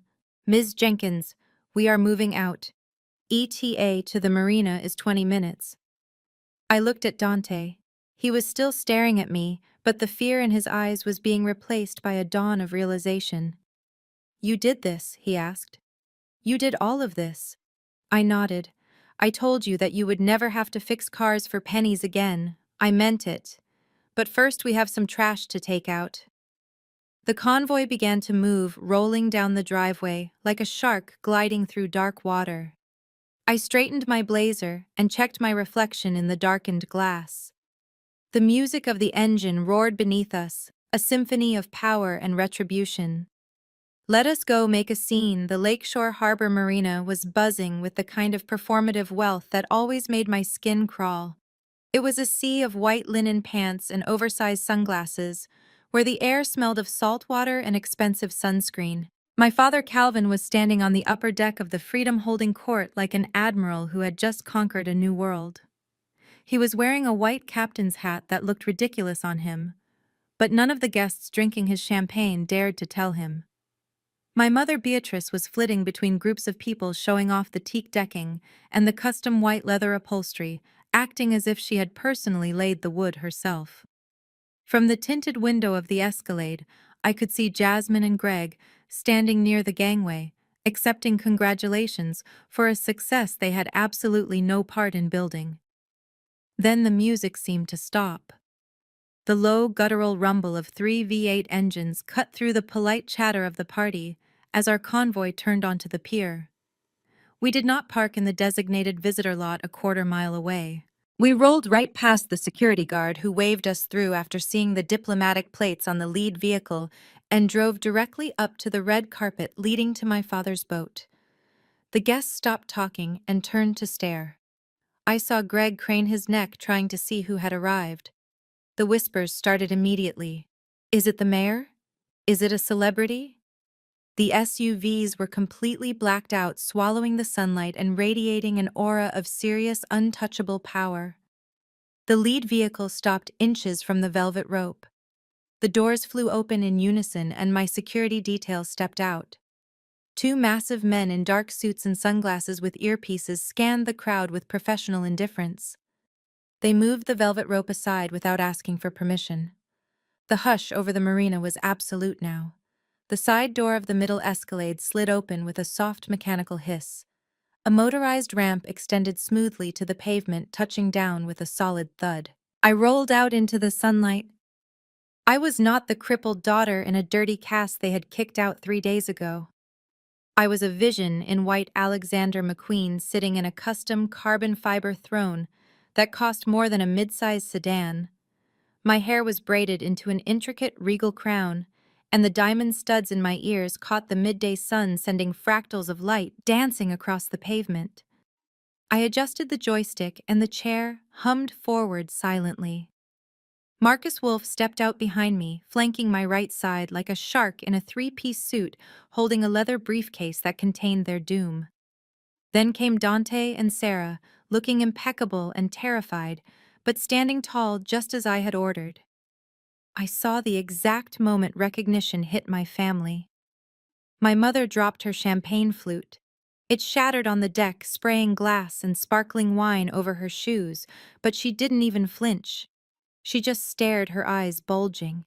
My father took off his hat, his mouth hanging open as he gripped the railing for support. Greg looked like he had seen a ghost, and for the first time in his life he looked small. They didn't understand the context yet. They didn't know how I was here or why I looked like this. But they felt the shift in gravity. They knew instinctively that the dynamic had changed. I moved the joystick and glided forward, my security team parting the sea of guests. I looked up at my father on his boat, and for the first time in my life I wasn't looking for his approval. I was looking at my target. The stunned silence that had fallen over the marina did not last long. Denial is a powerful drug, and Greg was overdosing on it. He simply refused to believe what his eyes were seeing. In his small, predatory mind, there was only one explanation for a woman who was begging for money on Friday to be rolling up in a motorcade on Sunday. It had to be a stunt. It had to be fake. He let out a harsh, barking laugh that grated against the sophisticated atmosphere of the party. He swaggered down the gangway, his glass of scotch sloshing over the rim, stepping onto the dock with the confidence of a man who thought he owned the pavement. Well, well, well, he sneered, his voice booming loud enough for the entire gathering to hear. Look at this performance. He gestured vaguely at the gleaming black SUVs and my security team. You really went all out, didn't you, Keisha? What did you do, max out another credit card to rent a limo service for the hour? This is pathetic even for you. You are trying so hard to look important that you forgot you could not even afford a bandage for your leg 2 days ago. Jasmine was right behind him, clutching her designer purse like a shield. She looked at my Alexander McQueen suit with a mixture of jealousy and confusion, but she quickly masked it with a sneer. Seriously, Keisha, she hissed, leaning over the railing. This is embarrassing. You look ridiculous. Just go home before the rental time runs out and you get stuck here. Dad is going to be furious that you are making a scene. The crowd rippled with uncomfortable whispers. They looked from Greg's flushed, angry face to my stoic expression. They were waiting for me to scream back. They were waiting for the cat fight. But I gave them nothing. I did not frown. I did not defend myself. I did not even look at Jasmine. I kept my eyes locked on Greg, watching him unravel. He was a small man, shouting at a storm, and he didn't even know it yet. I shifted my hand slightly on the armrest of my chair. It was a tiny movement. I lifted my right hand and snapped my fingers once. The sound was sharp and crisp, cutting through the humid air like a gunshot. Immediately, Marcus Wolf stepped forward from my right side. He did not look at Greg. He did not acknowledge the insults. He simply placed his leather briefcase on a high cocktail table that a waiter had just vacated. The heavy click of the brass latches opening echoed on the wooden dock. He lifted the lid with precise, deliberate movements, revealing the thick stack of legal documents inside. The wind caught the corner of the top paper, fluttering the page that bore the seal of the county clerk. Greg stopped laughing.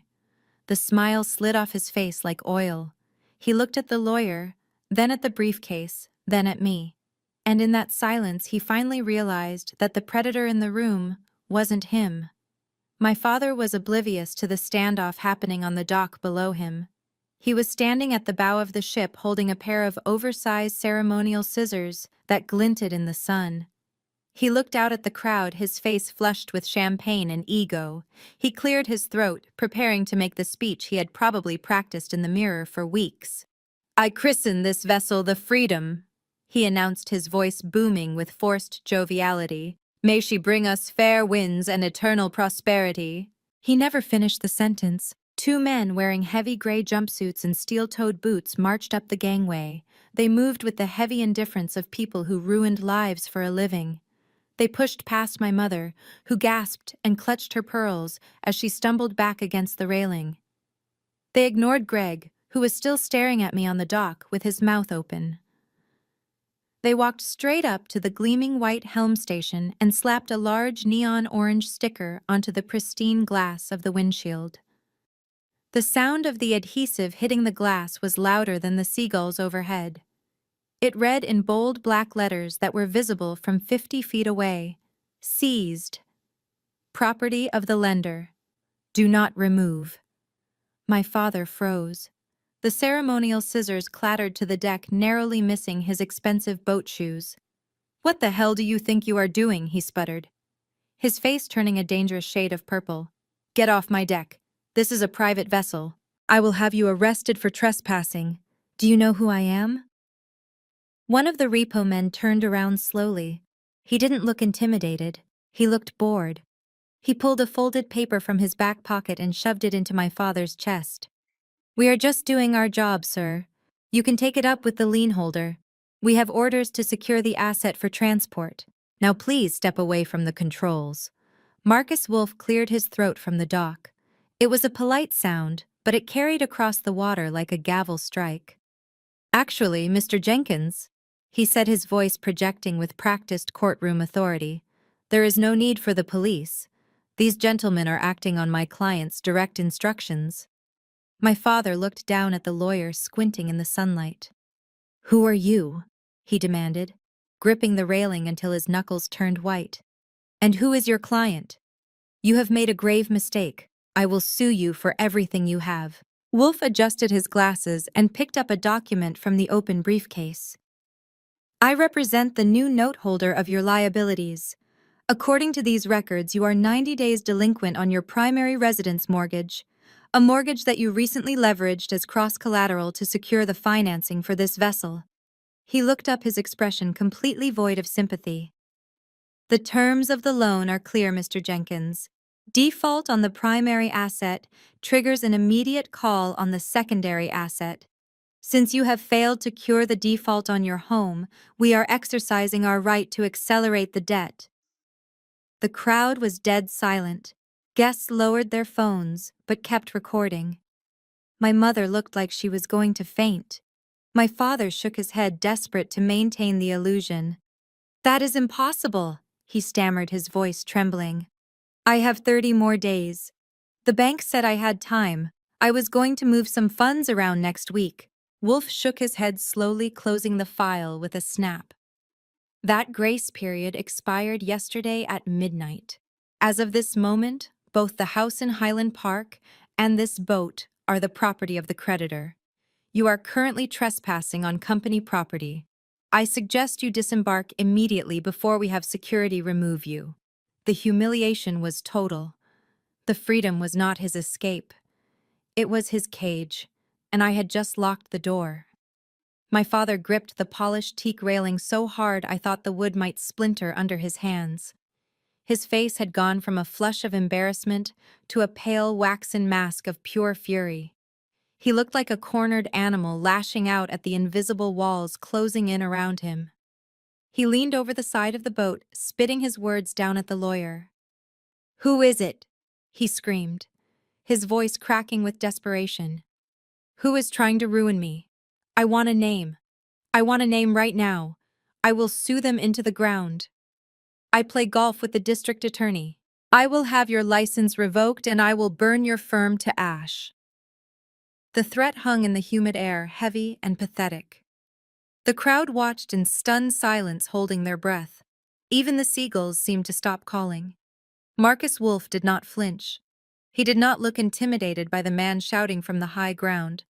He simply adjusted his glasses with a slow, deliberate movement that signaled total control. He looked up at my father with the expression one might use when explaining a difficult concept to a slow child. "There will be no need for lawsuits," Mr. Jenkins Wolf said, his voice calm and carrying effortlessly across the water. "And there is certainly no need to look for a mystery enemy. The creditor is not a stranger.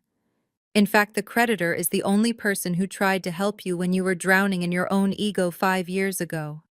Wolf took a step back. With a theatrical sweep of his arm, he gestured directly toward me. "Allow me to introduce the sole proprietor of KJ Holdings, the entity that now owns your mortgage, your business loans, and as of this morning, this boat, your daughter, Miss Keisha Jenkins." The world seemed to stop spinning. My father's eyes followed the lawyer's hand and landed on me. He blinked once, then twice, as if trying to clear a hallucination. He looked at the sleek black wheelchair. He looked at the 2 massive bodyguards standing like statues behind me. He looked at the white Alexander McQueen suit that gleamed in the sunlight. But mostly he looked at my eyes. He was searching for the scared little girl who had begged him for surgery money in his living room. He was searching for the victim. But she was gone. I held his gaze. I did not smile. I did not frown. I simply stared at him with the cold indifference of a banker denying a loan application. "Hello, Dad," I said. My voice was not loud, but in the dead silence of the marina, it sounded like a thunderclap. "You told me to be an adult. You told me to learn how to manage risk. You told me that the world does not owe me a safety net. You were right. So I decided to take your advice. I stopped looking for a safety net, and I bought the bank instead." My father's mouth opened and closed like a fish on a hook. He looked at my mother, who was trembling beside him. He looked at Greg, who was turning a sickly shade of green. He looked back at me, and for the first time in his life, he saw me. He did not see an investment that failed. He saw the boss. The realization hit him like a physical blow. He staggered back, stumbling over his own feet as the repo men finished applying the tape to his windshield. The king had fallen, and his own daughter had just taken the crown. My mother decided that reality was too expensive a price to pay, so she opted for theater instead. She let out a strangled cry, pressing the back of her hand to her forehead in a gesture straight out of a bad soap opera. Then she crumpled to the deck of the boat, collapsing into a heap of linen and fake pearls near the captain's chair. The crowd gasped collectively. Several guests rushed forward to help her, their champagne glasses forgotten on the tables. My father knelt beside her, shouting for water, trying to deflect the humiliation of the foreclosure by playing the concerned husband. I did not move. I did not gasp. I sat in my carbon fiber throne and watched the performance with the detached interest of a critic reviewing a flop. I knew my mother. I knew that she had fainted not from shock but from a desperate need to reclaim the narrative. She wanted to be the victim. She wanted the crowd to see me as the villain who had given her a heart attack. But I wasn't playing that game anymore. "Give it a rest, Mother," I said, my voice amplified slightly by the microphone system on my chair. "The paramedics will charge you $3,000 for an ambulance ride, and I know for a fact you do not have the insurance to cover it." Her eyes snapped open instantly. The miraculous recovery was almost comical. She scrambled to her feet, shoving away the guests who were trying to help her. Her face was twisted into a mask of pure venom. "How could you?" she shrieked, pointing a trembling finger at me from the deck. "We gave you life. We raised you. We put a roof over your head, and this is how you repay us. By stealing our home. By humiliating your father in front of his friends. You are a monster." I rolled my chair forward, stopping right at the edge of the dock so I was looking up at her. The angle was symbolic. She was physically higher, but I held all the ground. "You are confused, Beatrice," I said, using her first name to strip away the maternal authority. "I did not steal your home. You lost it. You stopped paying the mortgage 6 months ago to fund your country club dues and this boat. I simply bought the debt to save the property from going to a stranger. But let us be clear about the new arrangement." I signaled Wolf, who held up the foreclosure notice for everyone to see. "The house in Highland Park is no longer your residence. It is an asset on the balance sheet of KJ Holdings. As the new owner, I am giving you 2 options. Option 1 is that you have 30 days to vacate the premises. You will pack your things and leave the keys on the counter." My father looked like he was going to vomit. "Leave," he whispered. "But that is our home. We have lived there for 20 years. Where will we go?" "That brings me to option 2. I continued, ignoring his plea. "You can stay, but you will sign a standard 12-month lease agreement. The rent will be set at current fair market value, which for that zip code is roughly $8,500 a month. You will pay the first and last month up front, plus a security deposit. And before you ask, there is no family discount. In fact, given your credit history, I might have to ask for a guarantor." The crowd murmured. The brutality of the offer was breathtaking. I was treating my parents like high-risk tenants because that is exactly what they were. My mother burst into fresh tears, real ones this time, as the weight of her new reality crushed her. They were not just broke. They were my tenants, and I was the landlord from hell. Greg watched the destruction of my parents with a look of growing horror. But it was not the horror of a concerned son. It was the terrified calculation of a parasite realizing its host was dying. He looked at my father slumped against the railing, and then at my mother weeping on the deck. The power dynamic had shifted so violently that he was struggling to find his footing. But Greg was a man who solved problems with aggression and loud noises. When he realized he could not intimidate me, he turned his rage toward the nearest available target, which was Marcus Wolf. "You think you can just walk in here with your fake papers and scare us?" Greg shouted, his voice cracking with hysteria. "This is a setup. It is all a lie." He lunged forward, his hands curled into fists, aiming a wild punch at my attorney's jaw. He moved with the clumsy desperation of a man who had never been in a real fight in his life. He never made contact. Before he could even get within striking distance, one of my security guards moved with terrifying speed. He intercepted Greg mid-stride, catching his wrist and twisting it behind his back in a fluid, practiced motion.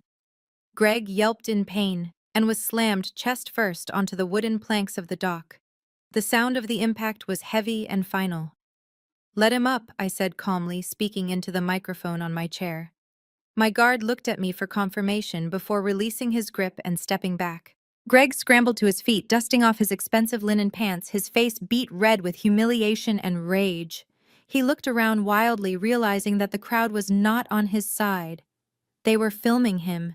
He was the entertainment now. "You are going to regret that," he spat, pointing a shaking finger at me. "I am going to have you arrested for assault. I am a respected businessman in this city. You are nobody." I laughed. It was a cold, dry sound. A respected businessman. Is that what you call it? I signaled to Wolf, who reached into the briefcase one last time. He pulled out a thick blue folder and handed it to me. I held it up for Greg to see. The label on the front read, "Blue Sky Logistics Internal Audit." Greg's face went from red to a ghostly white in less than a second. He recognized the logo. He recognized the font. "You see, Greg," I said, my voice steady and sharp. "When I decided to diversify my portfolio last year, I took a particular interest in the logistics sector. I acquired a 15% stake in Blue Sky. That makes me one of the largest individual shareholders in the company you work for. And as a shareholder, I have a fiduciary duty to ensure that the company's assets are protected from theft." I tossed the heavy file onto the dock. It slid across the wood and stopped at his feet, spilling open to reveal bank statements and photocopies of cashed checks. "We conducted a forensic accounting review of your department. Greg," I continued mercilessly, "we found the shell company in Nevada. We found the invoices for consulting services that were never rendered. We found the $200,000 you siphoned out of the corporate accounts over the last 18 months. You were not buying Jasmine that Range Rover with your salary. You were buying it with my money." Jasmine let out a gasp, covering her mouth with her hand. She looked at her husband with wide, horrified eyes. Greg stammered, trying to find a lie that would work. "That is not true," he stuttered. "That is a mistake. I can explain. It was a loan. I cut him off. You can explain it to the Economic Crimes Unit." As if on cue, the crowd at the end of the dock parted. Two uniformed officers and a detective in a plain suit walked toward us. They had been waiting in the wings, timed perfectly for this moment.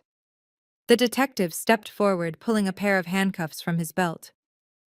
"Gregory Miller," he said, his voice bored and professional. "You are under arrest for grand larceny, wire fraud, and embezzlement. Please turn around and place your hands behind your back." Greg tried to back away, but there was nowhere to go. The water was behind him and the law was in front of him. He looked at Jasmine, pleading with his eyes. "Baby, call my lawyer. Call Dad. Do something." Jasmine didn't move. She was staring at the open file on the ground, specifically at a credit card statement that listed a monthly rent payment for an apartment that wasn't theirs. She saw the name Tiffany scrawled in the margin. She realized in that moment that she wasn't just broke, she was the punchline to his joke. She turned her back on him. The officers grabbed Greg's arms and spun him around. The metallic click of the handcuffs ratcheting tight was the sweetest sound I had ever heard. It was the sound of karma catching up. As they marched him past me, he looked down at my wheelchair, his eyes filled with hate. I looked up at him and smiled. "Good luck in prison, Greg," I said softly. "I hear the toilet cleaning duty pays 15 cents an hour. You should be good at that." They dragged him away, leaving my family in ruins. My father was losing his boat. My mother was losing her house. My sister was losing her husband. And I sat in the center of the chaos, untouched and unbreakable. The marina was silent, except for the wind and the soft hum of my engine as I turned my chair around. The show was over. It was time to go home. The police cruiser carrying Greg disappeared around the bend of the Marina Drive, but the flashing lights seemed to leave a permanent burn mark on Jasmine's retinas.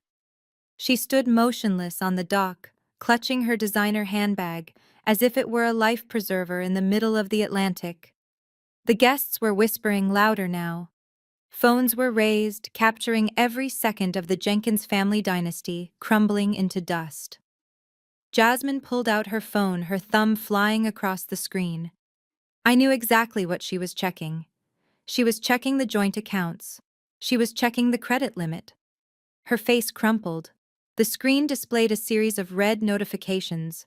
Accounts frozen. Assets seized pending investigation.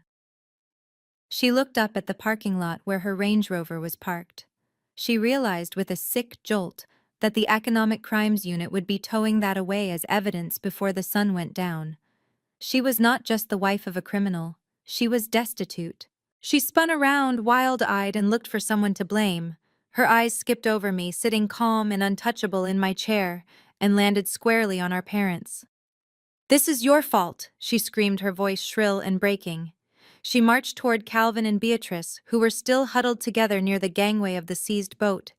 "You told me he was a catch. You told me to marry him. You said he had vision. You pushed me to find a man with money so I wouldn't end up like Keisha. Well, guess what? Keisha is the only one with money, and I am married to a felon." Beatrice recoiled as if slapped. "Do not speak to your mother that way, Jasmine. We only wanted the best for you. We thought he was a good match. How were we supposed to know he was a thief?" "You didn't care," Jasmine yelled, throwing her hands in the air. "You didn't care as long as he bought the expensive wine and leased the nice cars. You taught us that looking rich was more important than actually being decent. You made me treat my own sister like garbage because she didn't fit your picture of success. You poisoned us against her. And now look at her. She owns us. She literally owns the roof over your heads." Calvin stepped forward, his face purple with indignation. "That is enough, Jasmine. You are making a scene.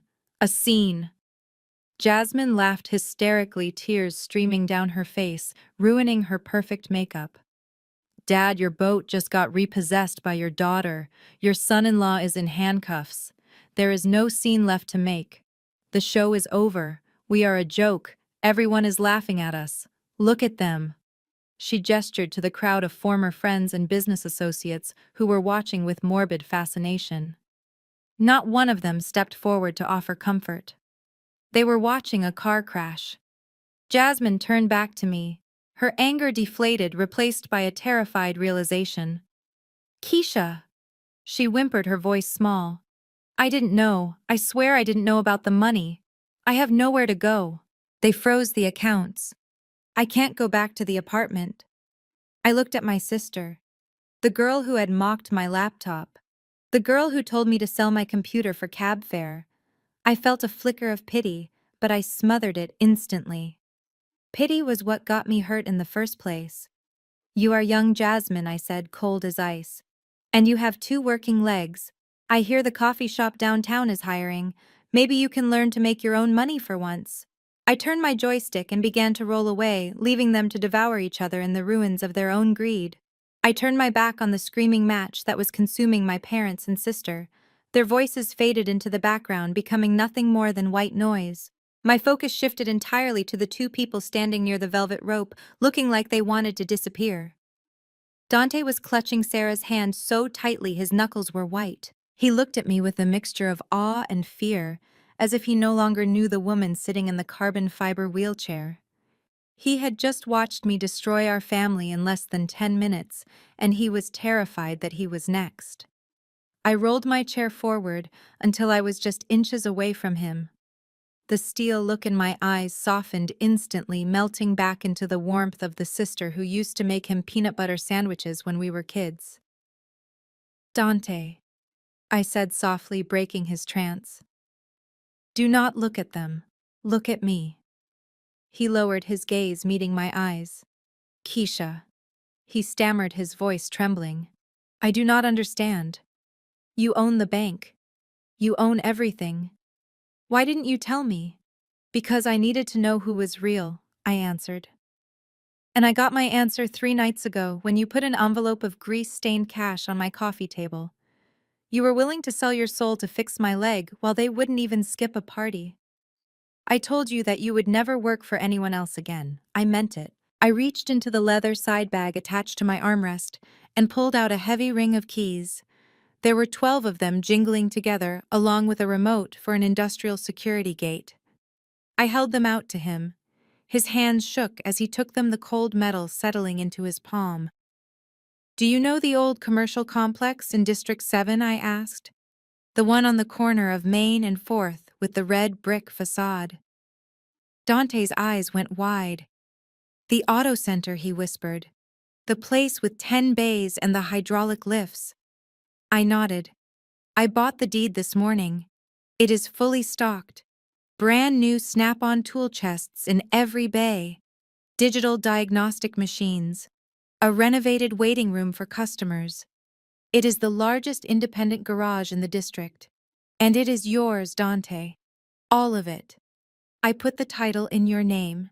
You are not a mechanic anymore. You are the owner." Sarah gasped, covering her mouth with her hands. Dante looked from the keys to me, his mouth opening and closing without sound. But I wasn't finished. I pulled a sleek iPad from my bag and tapped the screen, waking it up. I handed it to him. "Open the banking app," I instructed. He tapped the icon with a shaking finger. The screen loaded, revealing a business checking account labeled Dante's Auto Repair. The balance stared back at him. $500,000. "That is your operating capital," I said, my voice thick with emotion. "That is for payroll. That is for parts. That is for the wedding of your dreams, so you do not have to wait another 2 years to marry this amazing woman." Dante looked up, tears spilling over his lashes and tracking through the faint smudge of grease he had missed on his cheek. "Keisha," he choked out.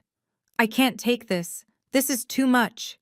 "You can, and you will," I said, reaching out to grip his hand. "You are the only one who treated me like family when I had nothing to offer. You are the only one who saw me. This isn't charity, Dante. This is an investment in the only good man I know. Now stop crying and go start your empire." He fell to his knees, right there on the dock, ignoring his suit, ignoring the crowd, and wrapped his arms around me, burying his face in my lap. I held him tight, stroking his hair, while behind us, the rest of the Jenkins family watched in stunned silence, realizing too late that they had bet on the wrong horse. I had burned their world to the ground, but I had built a new one for the only person who deserved it. The moment I pulled my hand away from Dante's grip, the spell was broken. I had done what I came to do. I had balanced the scales.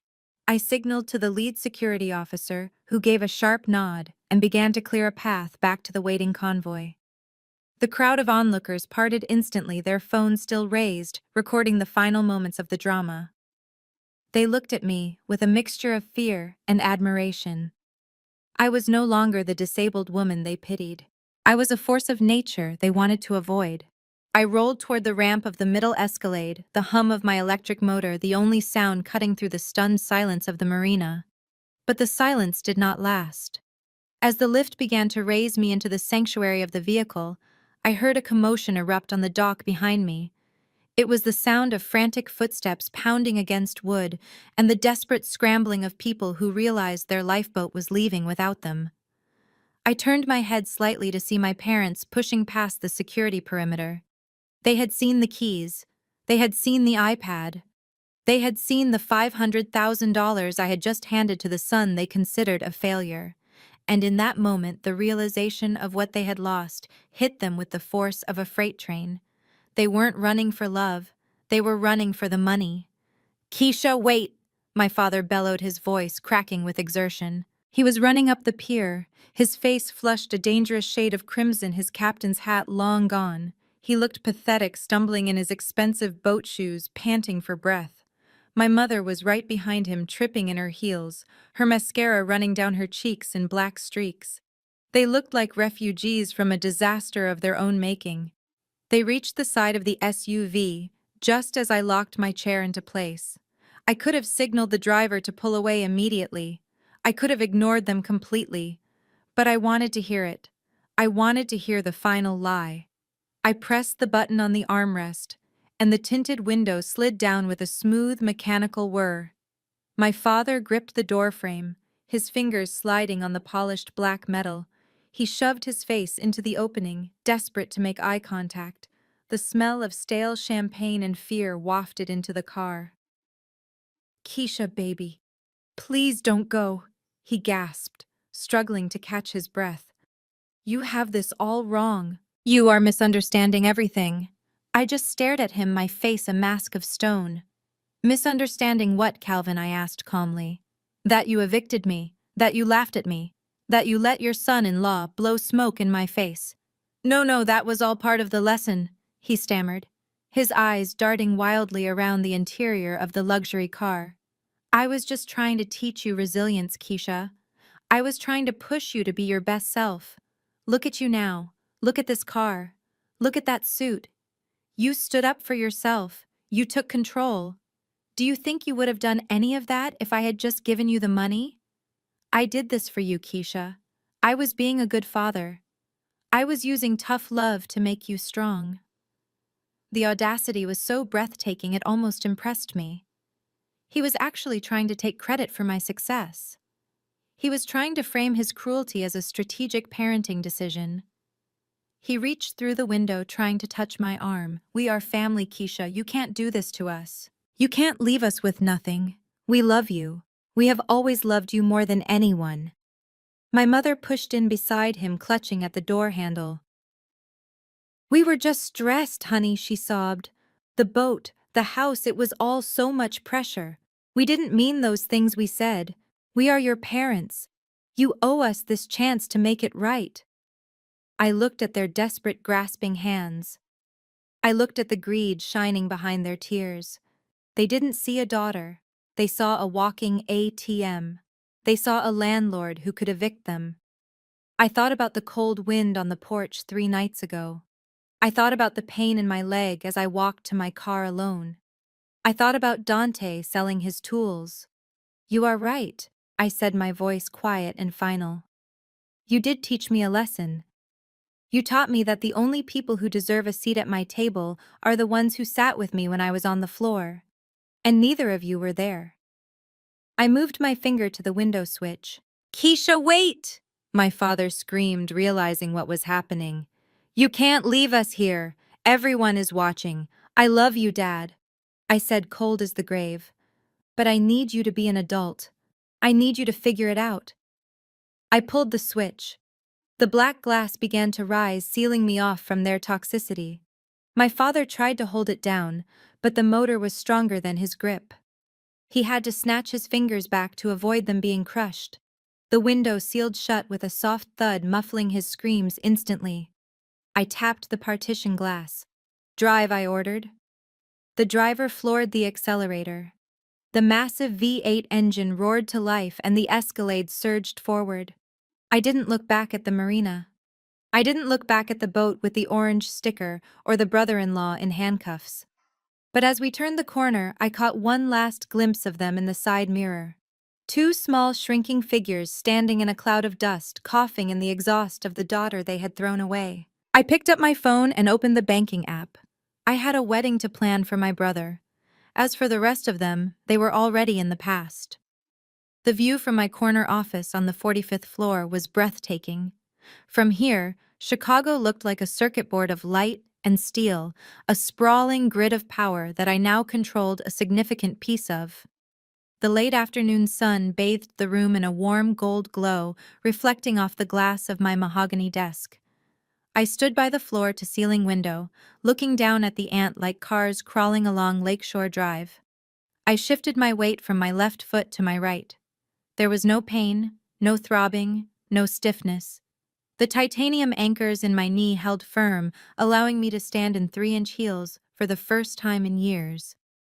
The rehabilitation had been brutal but effective. I walked back to my desk with a stride that was smooth and confident, the limp nothing more than a memory buried in the past. My phone buzzed on the desktop, vibrating against the polished wood.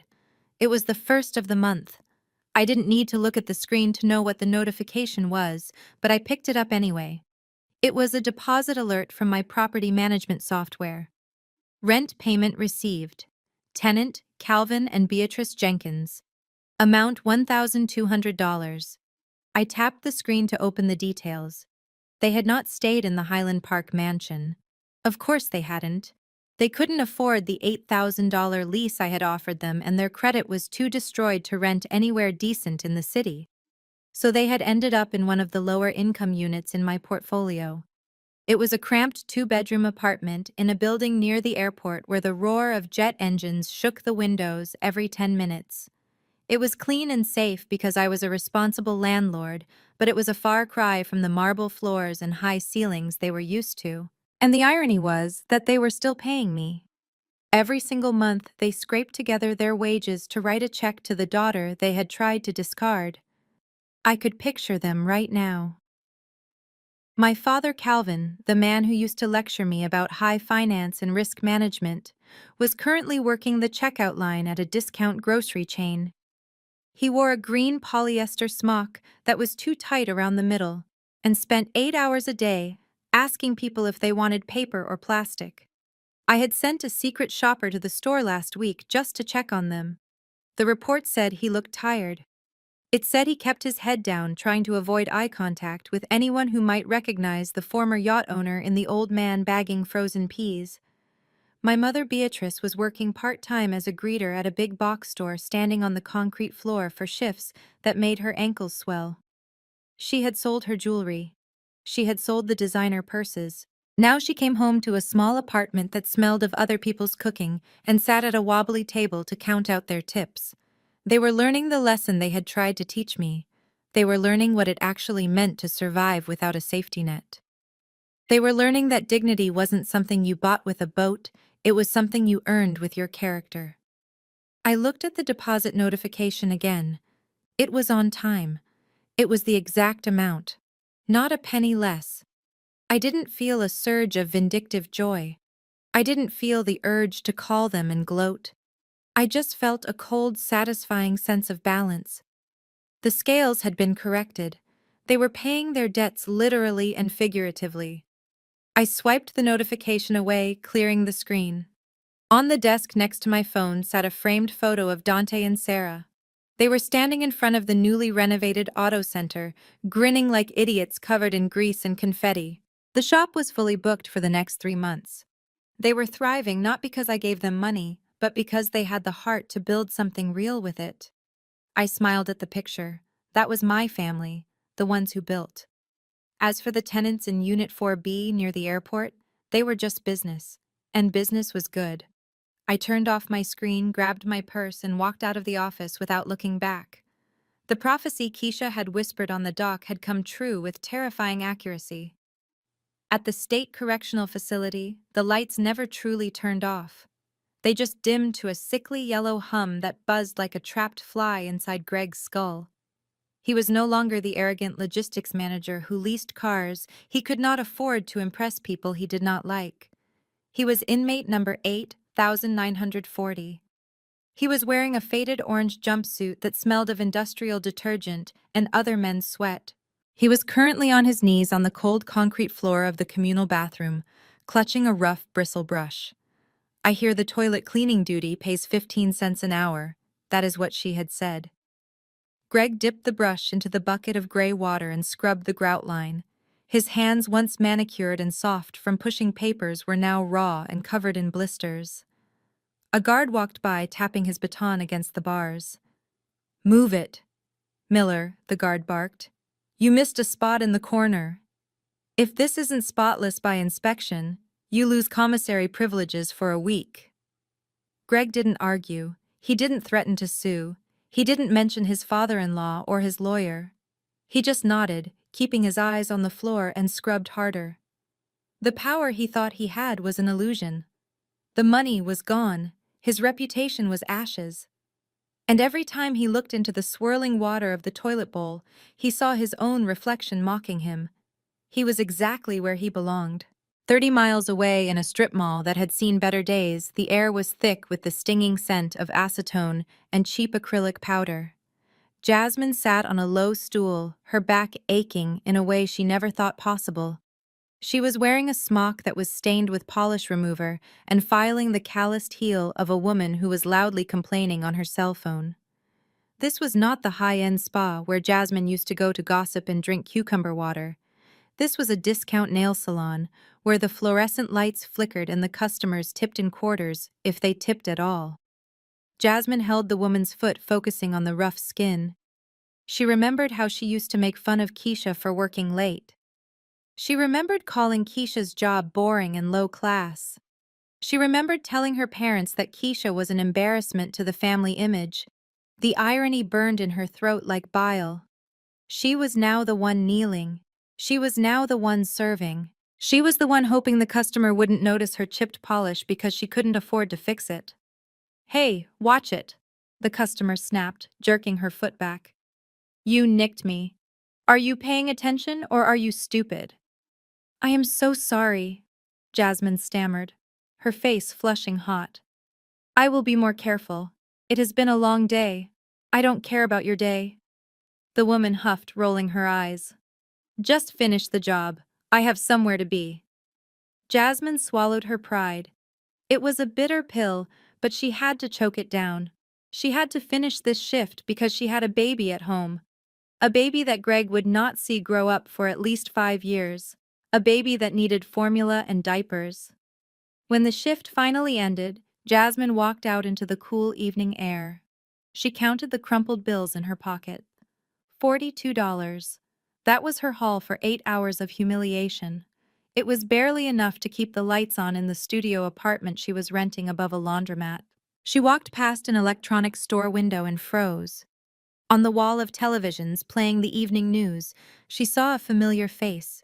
It was a segment on Chicago's rising business leaders. Keisha was on the screen, standing tall in a boardroom, pointing at a projection of a new commercial development. The caption beneath her read, "Keisha Jenkins, CEO of KJ Holdings, transforming District 7. She looked powerful. She looked radiant. She looked like a queen. Jasmine looked at her own reflection in the glass. Her hair was messy. Her eyes were tired. Her clothes were cheap. She placed her hand on the glass, touching her sister's image, and finally understood the magnitude of her mistake. She had spent her whole life looking down on the only person who could have lifted her up. Now she was on the ground, and the view from the bottom was lonely. Karma had not just knocked on her door, it had moved in. The late afternoon sun filtered through the trellis of the Chicago Botanical Gardens, turning the white roses into clouds of gold. It was the kind of light that photographers pray for, soft and forgiving. I stood at the altar, not as a guest, but as the officiant, holding a leather-bound book in my hands. My legs were strong beneath me, hidden under a flowing silk gown that moved in the gentle breeze. There was no pain today, there was only pride. I looked at Dante standing to my left. He was unrecognizable from the exhausted young man who had sat on my coffee table 6 months ago. The grease stains were gone, scrubbed away, and replaced by a custom-tailored tuxedo that fit his broad shoulders perfectly. But the change was deeper than the clothes. He stood with the quiet confidence of a man who had built something real. The garage in District 7 was not just surviving, it was a local institution. He had hired 4 new mechanics to keep up with the demand, and the reviews online called him the most honest business owner in the city. He wasn't just a mechanic anymore. He was a pillar of the community. The music swelled, a string quartet playing a melody that floated on the wind. Sarah stepped onto the aisle, and the entire garden seemed to hold its breath. She was radiant. The stress lines that used to bracket her eyes from working double shifts at the hospital had smoothed out. She walked toward us with a smile that lit up the entire venue. She wasn't walking toward a struggle. She was walking toward a future that was secure and full of promise. As she reached the altar, Dante reached out and took her hand. His fingers trembled slightly, not from fear, but from overwhelming emotion. I looked at the two of them and felt a lump form in my throat. This was the investment that mattered. The stocks and the real estate portfolios were just numbers on a screen. This joy right here was the real return. I cleared my throat and looked out at the guests. There were no toxic parents in the front row. There were no jealous sisters or criminal brothers-in-law. The chairs were filled with friends, fellow mechanics from the shop, and the staff from my company. It was a gathering of the chosen family, the people who showed up when it rained. Dante looked at me, his eyes shining with tears. He gave a microscopic nod, a silent message that only I could hear. Thank you. I smiled back, letting him know that the debt was paid 1,000 times over. I began the ceremony, my voice steady and clear, projecting to the back of the garden without a microphone. We are gathered here today to celebrate loyalty, I said, looking directly at my brother. We are here to celebrate the kind of love that sacrifices without asking for a receipt. The kind of love that sells its most prized possessions just to help someone else walk. Sarah squeezed Dante's hand and he wiped a tear from his cheek. We went through the vows, the promises of forever that felt heavy and real in the evening air. When it was time for the rings, Dante's hand was steady. He slid the band onto Sarah's finger, a symbol of a circle that would never be broken. By the power vested in me by the state of Illinois and by the power of our enduring bond, I now pronounce you husband and wife. Dante pulled Sarah into a kiss that made the crowd erupt in cheers. Rose petals rained down on them, a storm of white and pink. I closed the book and stepped back, watching them laugh as they walked back down the aisle together. They were unstoppable. And as I watched them go, I knew that I had finally fixed the one thing that mattered most. My family was healed. Not the one I was born into, but the one I had chosen to build. The music from the reception hall drifted up to the stone balcony where I stood. It was a soft jazz melody that mixed with the hum of the cicadas in the surrounding gardens. Below me, the party was in full swing. I could see Dante and Sarah in the center of the dance floor, swaying slowly under the string lights. They looked like a single entity moving in perfect synchronization, oblivious to the world around them. The guests were laughing, clinking glasses, and celebrating a union built on genuine love. It was a perfect picture of happiness. I took a sip of the vintage Krug champagne in my hand and let the cold bubbles settle on my tongue. It tasted like victory. I turned away from the railing and looked out at the skyline in the distance. The city was a grid of lights glowing against the velvet darkness of the night. It was quiet up here, peaceful. In this silence, my father's voice echoed in my memory one last time. I remembered his desperate face pressed against the car window at the marina. I remembered his excuse. I was just trying to teach you resilience. I was trying to teach you to be an adult. He was a liar and a narcissist, but in a twisted, unintended way, he was right. I had learned to be an adult, but his definition of adulthood and mine were two very different things. To Calvin and Beatrice, Jenkins being an adult meant hardening your heart until it was made of stone. It meant stepping on anyone who got in your way, even your own children, to maintain a facade of success. It meant that love was transactional, a commodity to be traded for status or obedience. They thought maturity was the ability to inflict pain without feeling guilt. They thought strength was the ability to abandon people when they were no longer useful. I looked down at the scar on my knee hidden beneath the silk of my gown. I traced the line of it with my mind. They were wrong. Real maturity is not about cruelty. It is about boundaries. It is the profound realization that you are the only person responsible for your own safety and your own peace. Being an adult means recognizing that DNA is nothing more than biology. It is a random lottery of genetics, not a binding contract of servitude. Just because someone shares your blood does not mean they deserve your table. Just because someone gave you life does not mean they have the right to drain the life out of you. I had spent 25 years trying to earn their love, thinking that if I just worked harder, or achieved more, or complained less, they would finally see me. I thought that being a good daughter meant enduring their abuse with a smile. But that wasn't being a good daughter. That was being a victim. The moment I became an adult was not when I made my first million or when I bought the banknote. It was the moment I realized that no, is a complete sentence. It was the moment I realized that toxic people are like cancer cells. You do not negotiate with them. You do not try to understand them. You cut them out before they kill you. I looked back down at the dance floor. Dante spun Sarah around and she threw her head back laughing. That was the legacy I wanted to build. I had used my power not to hoard wealth like my father, but to empower the people who actually mattered. I had protected Dante from the fallout of our parents' greed. I had given him the tools to build a life. That was what real power looked like.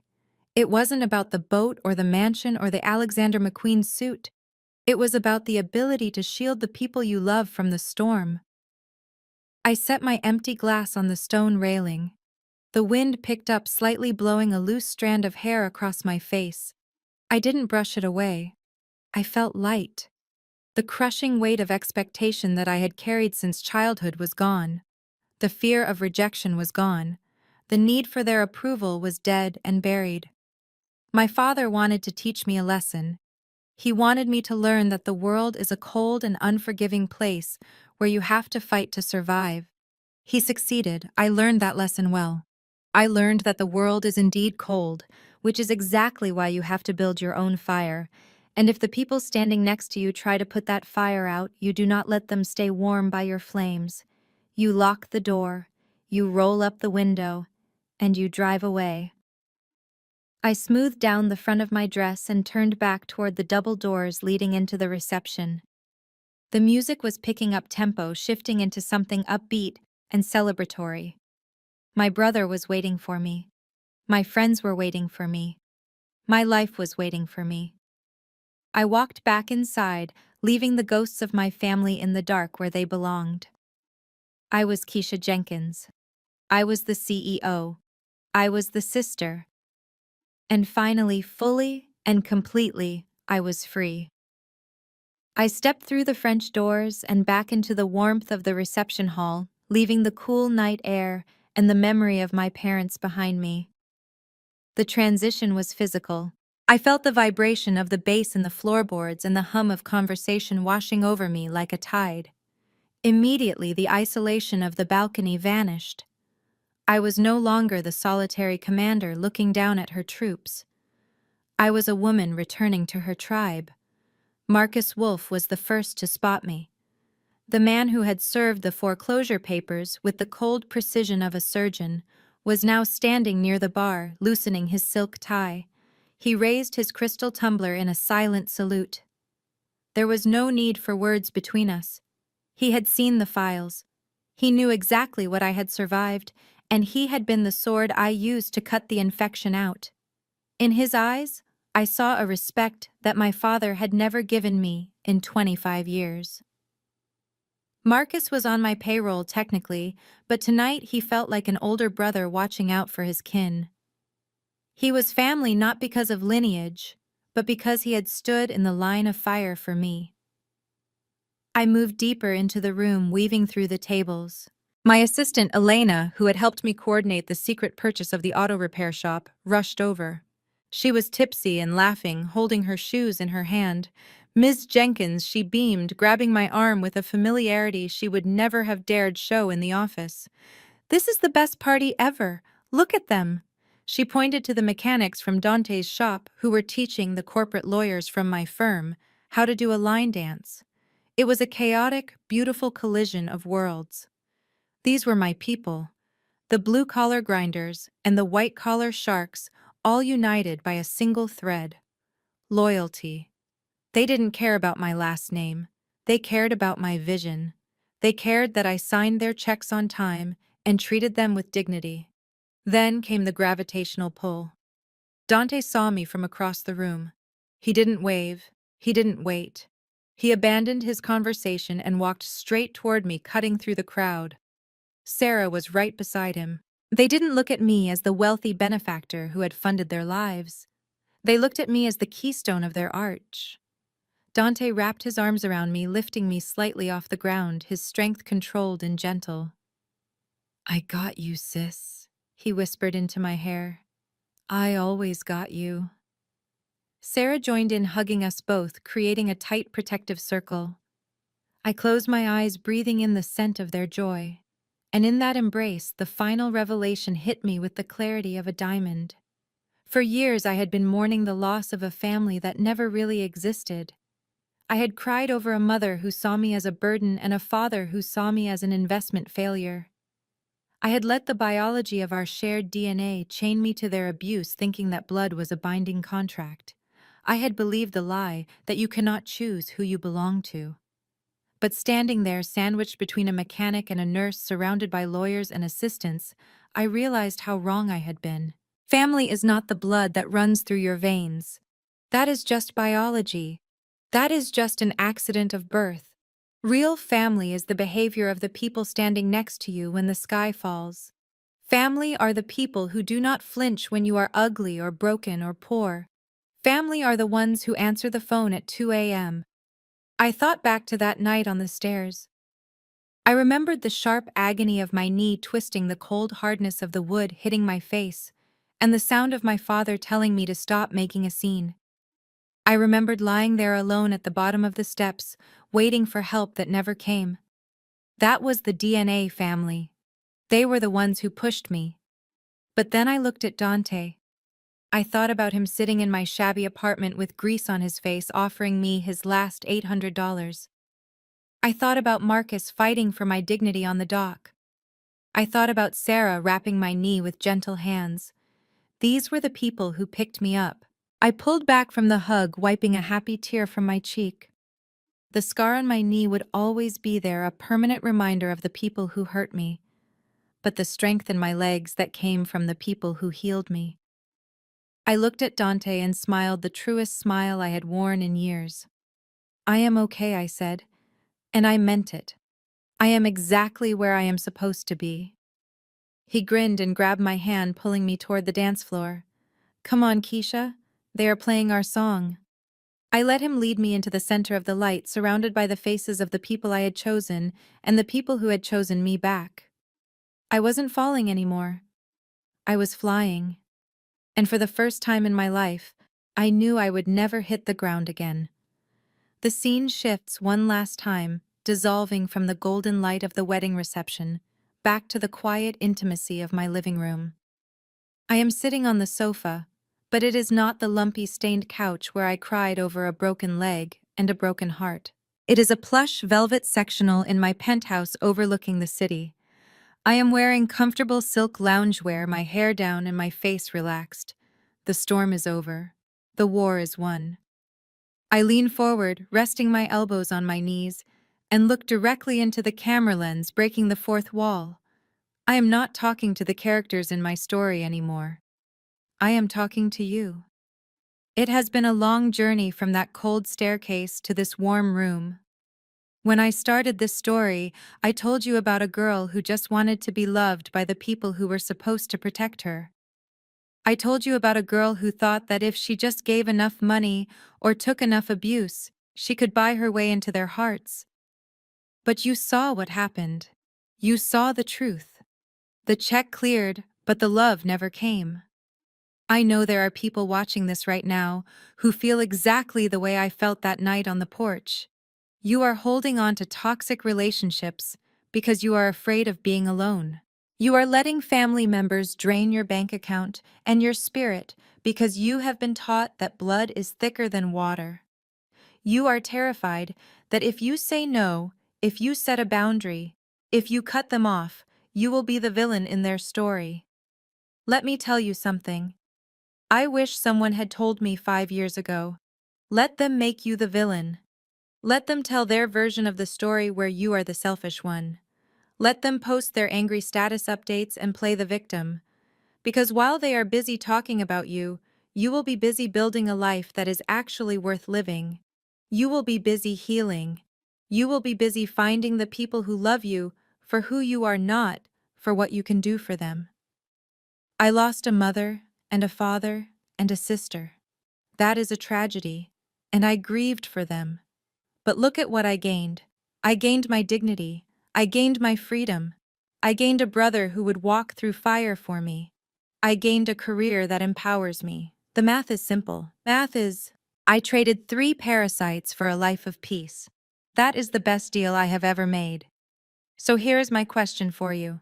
Who is the Calvin in your life? Who is the Greg? Who is the person making you feel small so they can feel big? And more importantly, do you have the courage to cut the cord? It is terrifying, I know. It feels like jumping off a cliff, but I promise you if you jump, you might just find out that you can fly. I want to hear your story. Are you struggling with a toxic family? Have you already walked away and found your own peace? Go down to the comments section right now and tell me, share your truth. Let us build a community here where we support each other because clearly we cannot rely on the people we were born with. I will be reading every single comment because your stories matter to me. If my story gave you even a little bit of strength today, please hit that like button. It helps get this message out to other survivors who need to hear it. And make sure you subscribe and turn on notifications because we are just getting started. We have a lot more truth to tell and a lot more winning to do. I lean back into the cushions, a genuine smile spreading across my face. It is not the polite smile of a good daughter. It is the victorious smile of a free woman. I look at the camera one last time, my eyes bright with defiance and joy. Remember, you are the CEO of your own life. Do not let anyone else sit in your chair. The screen fades to black, leaving only the image of that triumphant smile burned into the darkness. The most powerful lesson from Keisha's journey is that family is defined by loyalty, not biology. Sharing DNA is merely an accident of birth, but showing up for someone in their darkest hour is a deliberate choice. Keisha taught us that true maturity isn't about enduring abuse to keep the peace. It is about having the courage to sever the ties that strangle you. We must realize that no is a complete sentence, and that we are not required to light ourselves on fire to keep toxic people warm. Your dignity is worth more than their approval. If this story empowered you to set your own boundaries, hit that subscribe button and share your own journey in the comments below.